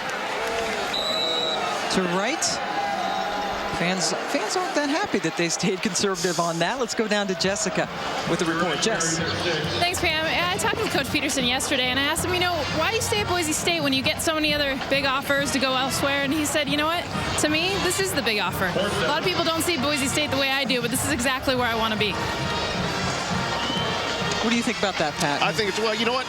Look, he saw what happened to the 2 guys that preceded him that put Boise on the map. Dirk Cutter went to Arizona State and got fired. Dan Hawkins is probably going to get fired at Colorado, especially after today. And you know what? He's smart. He's got a great thing here. Southwick taking off. It's, you know, a great place for his family to live. He's beloved. He's being paid very well. He's become a great recruiter for this niche here, and it's all working. And he's smart enough, I think, to look around and see the cautionary tales elsewhere. And I think everything you've heard about the city of Boise, what a great place it is to live. Yeah. Pat Forty, thank you so much for stopping by and for putting up the good fight for Boise. We'll see you on the experts. All right. Thanks. Take a time out. We'll be back with more football.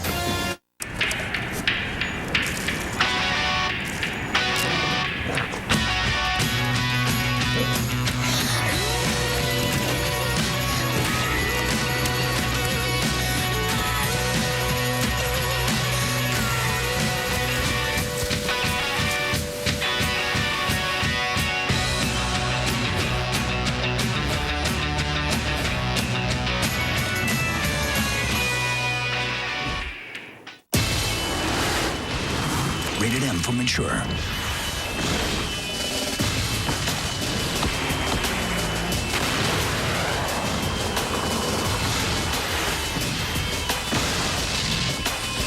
There's only one vehicle tough enough to play in this world.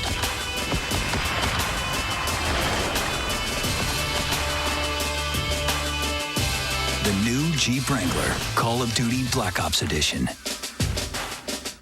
Style points don't show up in the box score. Talking a good game has never won a championship. And we're sorry to break it to you. It's not the shoes. It's the work, the pride, the blood, and the tears.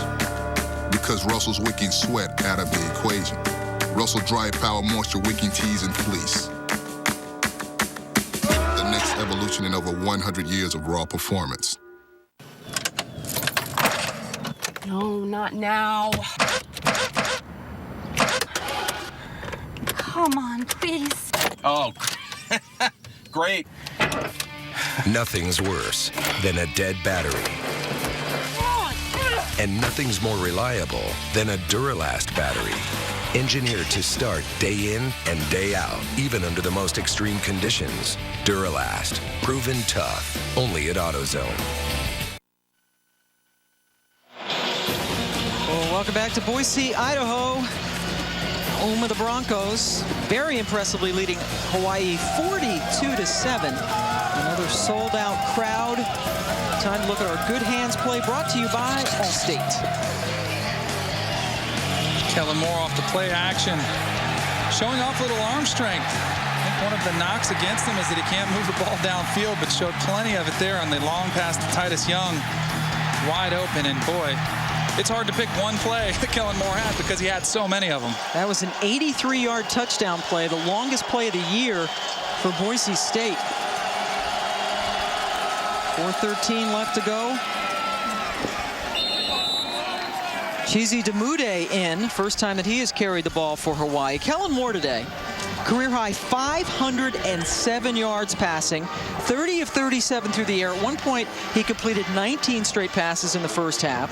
He set Boise State's new career touchdown pass record. 3 TDs today, but 2 interceptions, which is really rare for him. But just a magical day, and his day ended early, put the ball cap on. You know, we've seen his backup in there. 700 yards of offense, and it's still not going to be enough. He made a strong case for those Heisman voters, though. Catch by Billy Ray Stutzman, his first catch of the day. Honolulu native picks up 4. One thing Chris Peterson, when we met with him yesterday, he said, we're not trying to live up to expectations. And he hears it all the time. He's heard it from folks on our network, all the other networks. And he says that's the chip on their shoulder, is when people tell them what they have to do. He's like, we know what we have to do. And a lot of times he hears what people tell him they have to do, and he sits there and goes, no, we don't. We don't have to do that. You know what I love what he said? He said, whatever happened to just winning? Right. Which is true. I mean, why should it have to be style points? Throw to the outside to Blunt. He picks up the first down. We pick up another update from Dari the Updater. Well, guys, you talk about Kellen Moore being a Heisman candidate right there with Cam Newton. So is LaMichael James. 3 touchdowns on the day, 121 yards as Oregon is pulling away now from Washington in the 4th. All right, Dari, he is number 2 on Danny's list. He is. He's just a step ahead of Kellen Moore. And really, look at it, it's just, and there is something with style points, because with Cam Newton, he plays with a lot of charisma, like Michael James, a lot of electricity. Kellen Moore, very steady. Chizi Demude, another great name with his second carry. So would you like to see Kellen be more charismatic? He just goes out there, throws the ball, 500 yards, boom, boom, boom, 3 touchdowns. Well, I think it's this, what we talked about with Pat Forty. I think it's the voters get caught up into the persona of a Heisman type player, and because he's so even-keeled, plays so consistently, I think they kind of get bored with it. They're like, oh, well, Kellen Moore had another great day, and it's a tragedy. Yeah, it is. He's a terrific quarterback. But Kellen Moore's got guys draped all over him, dragging him into the end zone, rushing for 200 yards as well. Pass incomplete. Now remember Kellen Moore, he's a junior from Prosser, Washington, West Coast guy. His other offers, Eastern Washington and Idaho, the only other teams other than Boise State that really wanted this kid, and that is just unbelievable. And he's a kid who's listed at 6 feet tall. Is that it? Because he was kind of small. You just don't understand how many teams could this kid help, and they passed on him. Well, I think that's a tribute to Coach Peterson and the job they do recruiting here at Boise State with finding gems. I mean, they find a lot of diamonds in the rough and going out and getting players that believe in the system, that love football. And there's a lot that goes into that. 3rd down, hard hit as that pass is incomplete. Antoine Murray in there putting the lick in. And in fact, Coach Peterson said that in his 10 years, they've only had 2 4-star recruits, and he said he didn't even know who they were. They don't look at that stuff. They bring the guys in, And his players who host the recruits, they have veto power. He will listen to them if they say, now, you know, coach, this kid isn't going to fit in. He's not going to buy into the program, and they'll just let him go. And that's what it is. It's a mindset. It's a way of life almost for Boise State. The way they come in here, it's a get after it. We're going to be very blue collar. We're going to work hard, and we're going to win games. Funaki with another punt, kicks that one out of bounds.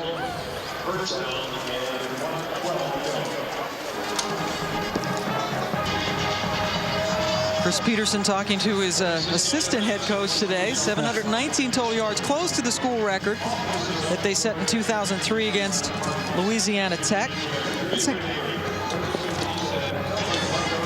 We got to talk to Stephen Kinsey yesterday, and he was a great young man and having a blast. Got to break the team down. You see him there talking to the assistant coaches in the booth, and I asked him, I said, hey, Stephen, if they come out sluggish, are you going to chew them out? And he said, oh, yeah. He wasn't afraid. But I don't think he had to do too much yelling today. Here for the Make-A-Wish Foundation. He's from San Antonio and loves Boise State. That's awesome. And Chris Peterson treating him very well. Has the headset on. Travis Hodge with another carry as we approach a minute to go. Now, Pam, if he's an assistant coach and this is his first game, it's his first big win, doesn't he deserve a Gatorade bath? I mean, I think it'd be great. It'd complete the experience for him. Ruin that nice white shirt, but I don't think that Stephen would mind one bit. It was great seeing Stephen break the team down. Kellen Moore presented him with a team ball with his name on it. And great to see Stephen get to complete a wish. Mike Coughlin in now, the third quarterback we have seen for Boise, senior from San Diego. Hands it off. There's a first down run for Jarvis Hodge, who has done some good work, the senior from Phoenix. So Chris Peterson's team with a very impressive win over Hawaii, taking them down 42-7, breaking Hawaii's 6-game win streak, sending Hawaii to its first loss in the WAC. Boise State proving that they belong in the championship conversation. The national championship conversation, Mr. Cannell. Still a lot of games to play out. They still could. 22 straight wins now for Boise State. And they did set a new record that last run by Hodge, 732 yards of offense. Broken because they had 5 more today. So Kellen Moore with his best day, 507 yards and 3 touchdowns. And a record offensive performance for Boise State as they go to 8-0 on the season. 6 days from now, they will take on arch rival Idaho as they try to march towards another unbeaten season.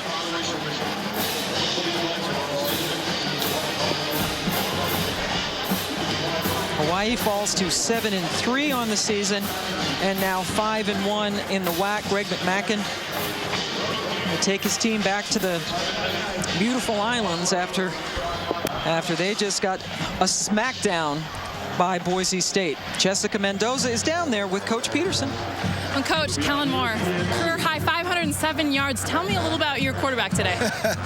He's a good player. He did a great job. He did. The line protected for him. The receivers made plays. But the guys that I'm thinking about right now is our defense. I mean, Hawaii is extremely explosive. They got really good players, and to hold them like we did, I mean, we're just really proud of our defense. Well, speaking of your defense and your offense, what are going to be your main goals as you close out the WAC season the next few weeks? Well, it's just still one game at a time. You know, every week is just a new challenge. Everybody's so different in our conference. You know, Hawaii's run and shoot, and now we go to more of a conventional team against Idaho, so you got to redial it up and be a lot of emotion in the Idaho game. It's a rivalry game, so that's kind of our next task.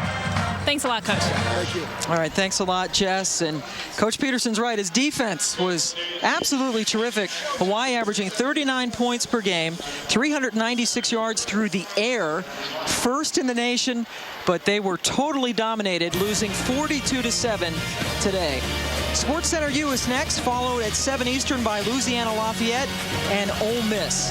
This has been an exclusive presentation of ESPN, the worldwide leader in sports. For Danny Cannell, Jessica Mendoza, and our entire ESPN crew, I'm Pam Ward. Thanks for joining us. Boise State, a school record 737 yards of offense. They win it.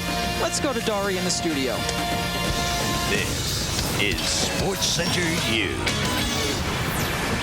All right, you're looking at the Grove in Oxford, Mississippi. That, the site of our next game on ESPNU, is Jeremiah Masoli and the Ole Miss Rebels host Louisiana Lafayette. We're going to get you up to about 7 o'clock Eastern time when we will send you out to Oxford. Meanwhile, alongside me, is that proper grammar? Yeah. I've got Tom Luganville and Matt Stinchcomb.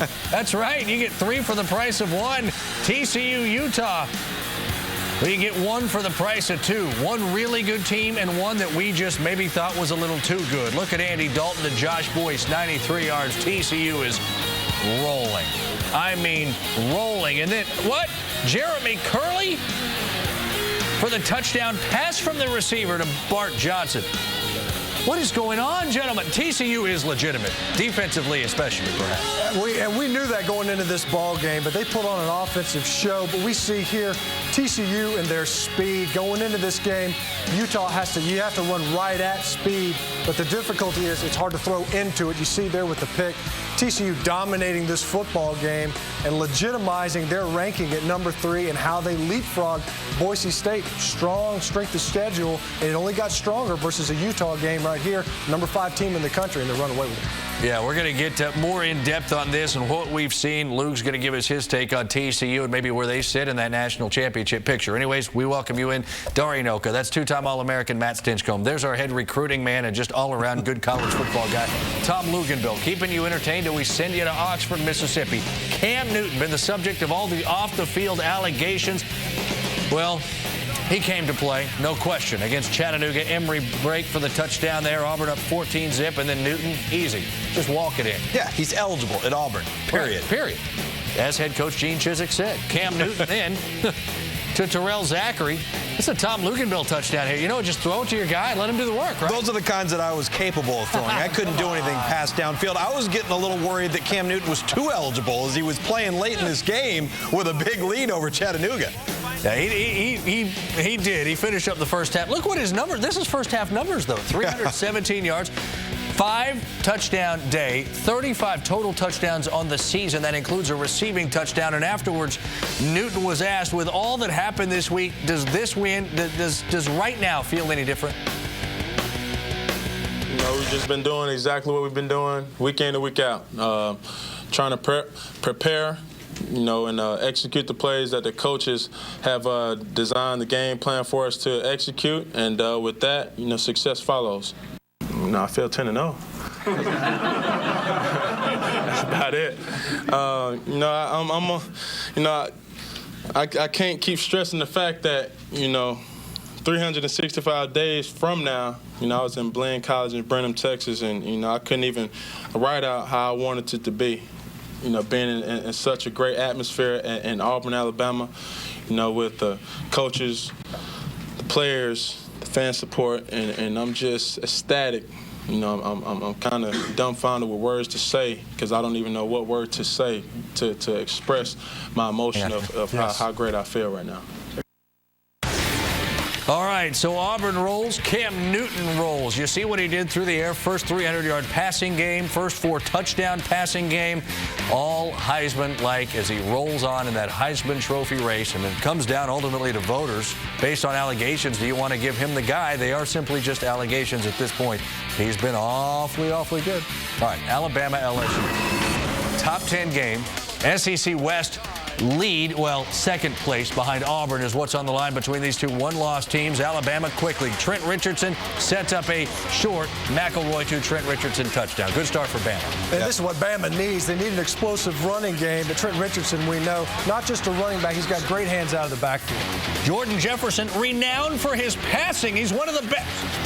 Okay, he's not, but Ruben Randall there, 75 yards. Well, Ruben Randall had the drops early in this game, and then a blown coverage for Alabama. Huge, big play given up on defense against Crimson Tide. His first touchdown pass since opening night against North Carolina. Do you remember that? It seems like 9 months ago. Ingram, though, puts Alabama up 4th and 1. What is Les Miles? Oh, it worked. Like it always does. Stunner. Right? And that set up Stephen Ridley. Shall I say, believe it or not, LSU takes the lead, then recovers a McElroy fumble, then kicks a field goal, and here we go. I mean, is it time to are we supposed to just finally say LSU's really good? Because it's been hard to say to this point. Well, you know, their head coach certainly knows when to roll the dice, right? If you want to sit at the craps tables, who do you want standing next to you? It's Les Miles, for sure. When you see him, the fact that he's hard, listen, it didn't even make the highlights, but he ran a fake earlier with Josh Jasper, who is his go-to guy, not only in the kicking game, but he can gain yardage for him. They were unable to convert the field goal on that drive. The Les Miles, not scared to take chances, and it's paying off big time as they lead Alabama. Well, and keep in mind, you get a late afternoon game at home in Baton Rouge. The sun goes down behind the west side of that stadium, and it really starts rocking there in the second half. And this has come down to turnovers and big plays. Alabama's given up turnovers, and they've given up big plays. LSU has played pretty sound football. They've rolled the dice, but they've been calculated risks. So you're not surprised that LSU at this point on top of Alabama. But how about TCU and Utah back in Salt Lake City? Now, keep in mind, go back to 2008, where you had Andy Dalton, 0 touchdowns, 2 interceptions, just a sophomore, versus a senior in Bryant Johnson, the veteran, savvy, makes plays, doesn't make mistakes. Fast forward to now, Jordan Wynn. Young, inexperienced, have not played a great level of competition all year long, and now you get the veteran in Andy Dalton. Throws lights out today, playmakers all over the field for TCU, a lot more veteran leadership, a lot more experience. It didn't matter this game was on the road. No question. A huge win for TCU, and it's going to be interesting to see, do they maybe pick up some first-place votes based on this? What are the computers going to think of this? They'll almost certainly stay ahead of Boise State. They would absolutely have to. TCU looking awfully good. Joe Paterno looking for his 400th career win, all at Penn State. Be the first in FBS history to 400. Dan Persa, though, boy, can he run, he can throw. He really, to some degree, is this Northwestern offense, and here he is again. Quick start for the Wildcats. Yes, the Todd Reesing of the Big Ten. That's a great way to put it. Absolutely. I'm going 2 weeks in a row on that. I'm not letting it go. It's no less true this year. You see there to Drake Dunsmore. Wow. Unbelievable catch there. Look at this one-handed. Oh! Gets the feet down for the score. Person not only getting it done with his legs, but also great catch. Dunsmore helping him out on the other end. It was 21-zip. It back comes Penn State. Matt McGloin, Derek Moy. They tie it at 21. You know, you got to think the guys know going to halftime, we got to win one for the coach. Look at this, a 35 unanswered for the Nittany Lions. Remarkable 35-21. They're 2.5 minutes from getting him, Joe Paterno, number 400. He would be the third coach in NCAA history to 400, but again, the very first in the Bowl subdivision, or Division 1A, as you may best know it. Meanwhile, Oregon, a little bit of a slow start at home against Washington, but you know what happens when they press the accelerator. That and another top 10 team right now in overtime. Ooh. This is Dr. Love! And this is Dr. Pepper Cherry. It's got a little kiss of cherry flavor. You want cherry? How about a little kiss?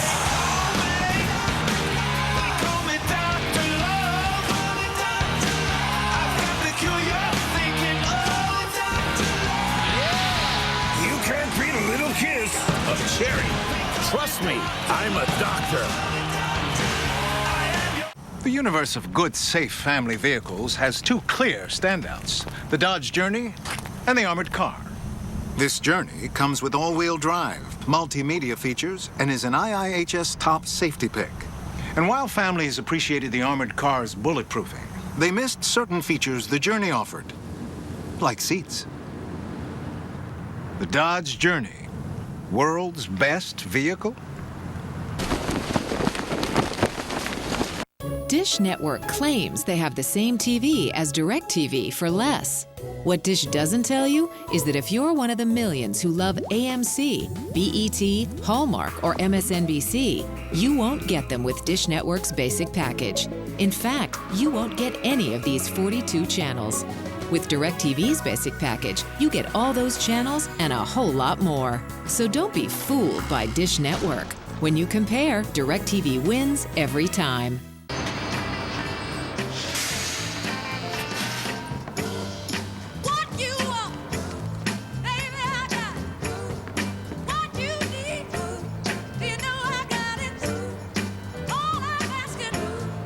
Excuse me, Mac. Would you like to have my seat?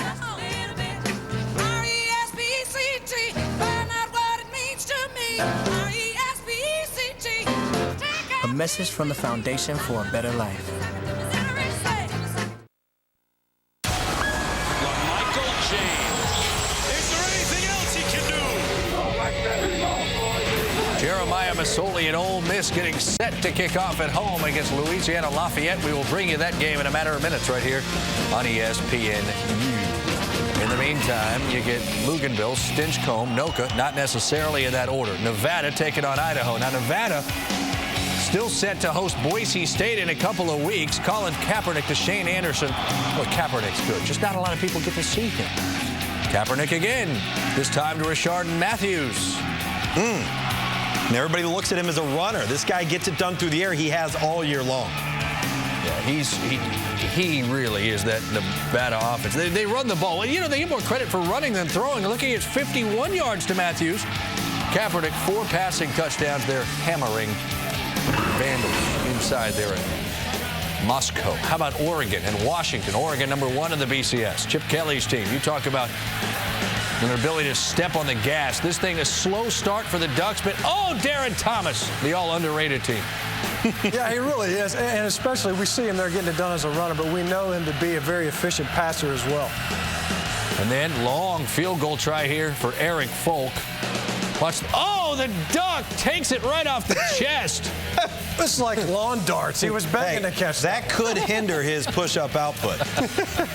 And then LaMichael James. Oh, my. Hello, Heisman candidate. And you see him so often where he's clean to the second level because of the pace and the blocking up front, but you see the vision there and the patience, and then also all able to get it in the end zone for the score. Can't say enough about what they do in that rushing attack and that warp speed spread option that they run. Yeah, 121 yards, 3 rushing touchdowns for James, so he's over 100 again. They're calling it La Heisman out west.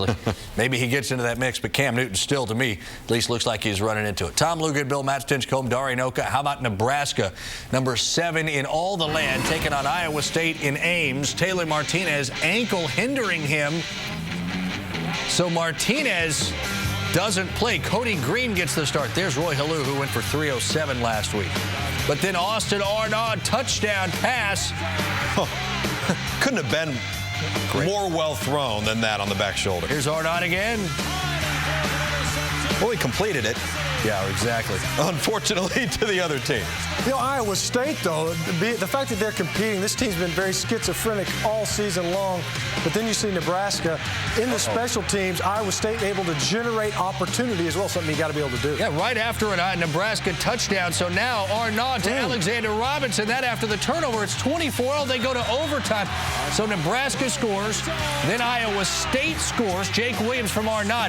They lined up for what appeared to be an extra point to tie it and force another overtime, but went for 2 instead and didn't get it. Nebraska escapes. Wow. How about Baylor and Oklahoma State? A big one in the Big 12 South. Guys, Justin Blackman, great receiver, and then a 69-yard touchdown run. Now, this was a matter of one team with a tremendous amount of balance and the other team with a one-dimensional guy. And then Brandon Beaton. I guess Oklahoma State, they were the balance. Is that what we were talking about? Yeah. Robert Griffin, we know him to be a tremendous I'll let you go ahead and take it at home. Oklahoma State, they look good today. They still get Oklahoma at home. If they beat Texas next week, they may be the Big 12 South representative. Brandon Bolden and Ole Miss getting set for Louisiana Lafayette. We're back in moments.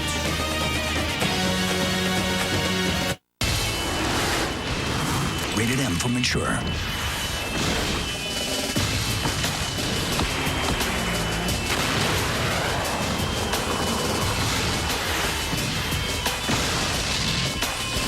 There's only one vehicle tough enough to play in this world.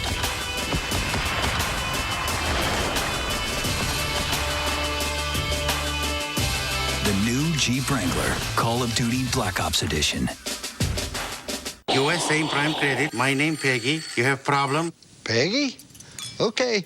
Lost my card. Need a replacement sent to my hotel tomorrow. 1 month. Let's try this again. Do you believe in yourself? Yes. I believe in you too, Peggy. You could be my go-to guy or girl. Now stand tall and get out to replace my card. You inspire me. 3 weeks. Okay, let's start over. Want better customer service? Switch to Discover and get the help you need when you need it. It pays to Discover. Here's to the things that keep us comfortable. The things that we rely on. Good friends, loyal dogs, simple pastimes, and a pair of great-fitting, comfortable jeans.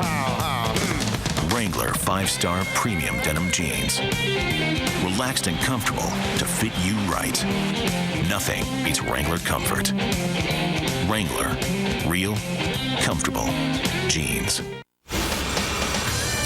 We update Darian Oka, Matt Stinchcomb, Tom Luganville, Alabama, LSU. Alabama down 10. Julio Jones goes up and gets it against Patrick Peterson. 3-point game.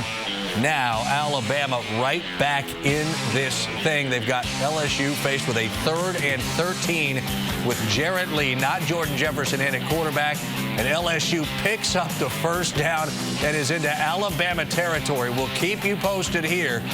But LSU looking like they may get this thing at home. Remarkable. How about Kansas? 35 unanswered fourth-quarter points to beat Dan Hawkins in Colorado, 52-45. We may still have some Boise State people with us from their game. Dan Hawkins, it's not looking good in Colorado. No. Former Boise coach. All right, Joe Paterno just won his 400th game. This is a look live right now at State College being carried off the field, guys. 400 wins all at one school as Penn State beats Northwestern. You know, and I appreciate the way that he got this win. I mean, they were down 3 touchdowns.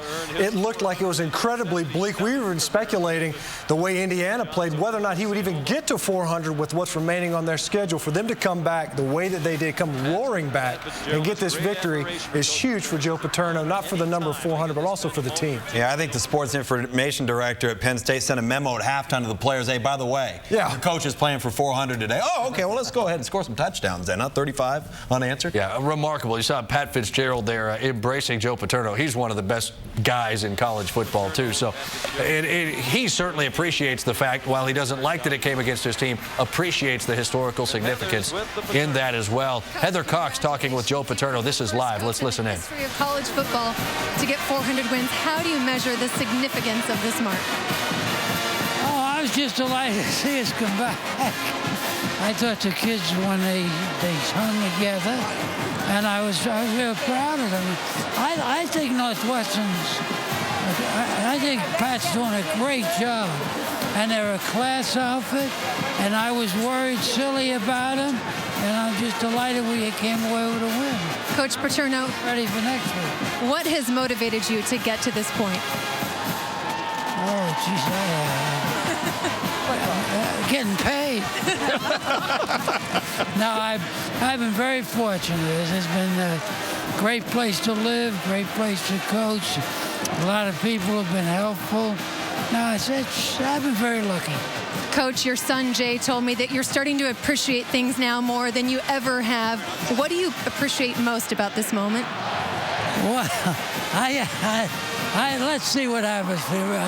We still got some ball games to play, and we can't look back. We gotta look forward. Ohio State's a great football team, and we want to go out there and do a good job. That's true.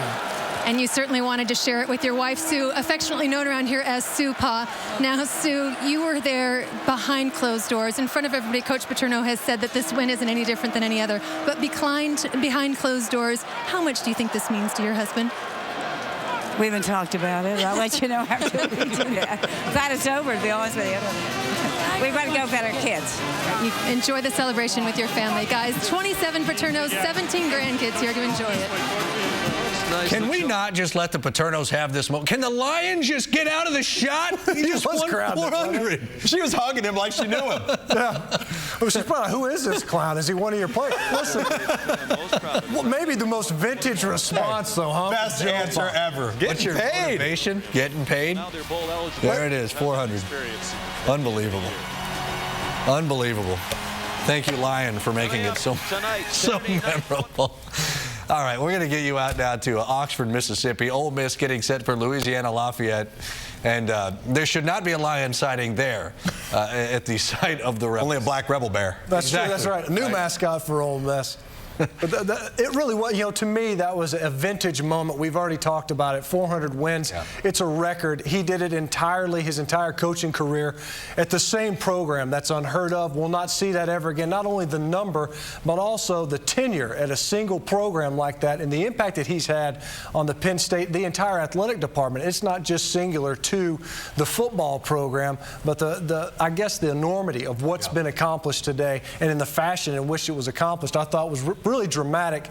And the fact that he had the quote to kind of put the cherry on top of everything. Just vintage Joe Pa, not just the win, but it's the authenticity of him. Well, anybody who's been in coaching, you spend 1 week in coaching and realize how hard it is to win one game. Yeah. Try winning 400. I cannot imagine. Tom Luganbill will be back at halftime. That's Stinchcomb and I. Well, we won't. Enjoy the first half. Louisiana Lafayette and Ole Miss. That game coming up next right here on the U. Rated M for mature.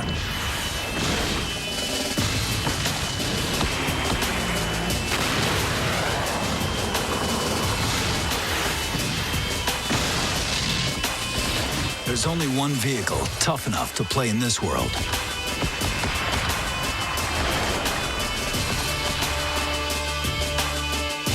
The new Jeep Wrangler Call of Duty Black Ops Edition.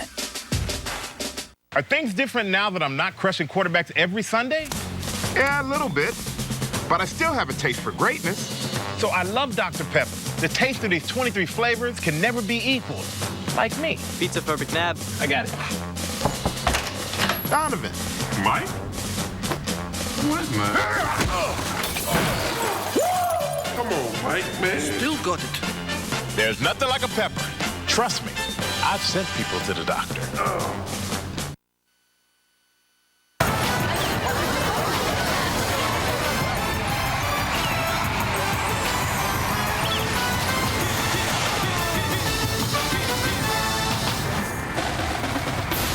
Welcome to the SEC on ESPN and ESPNU's College Football Primetime presented by 5 Hour Energy.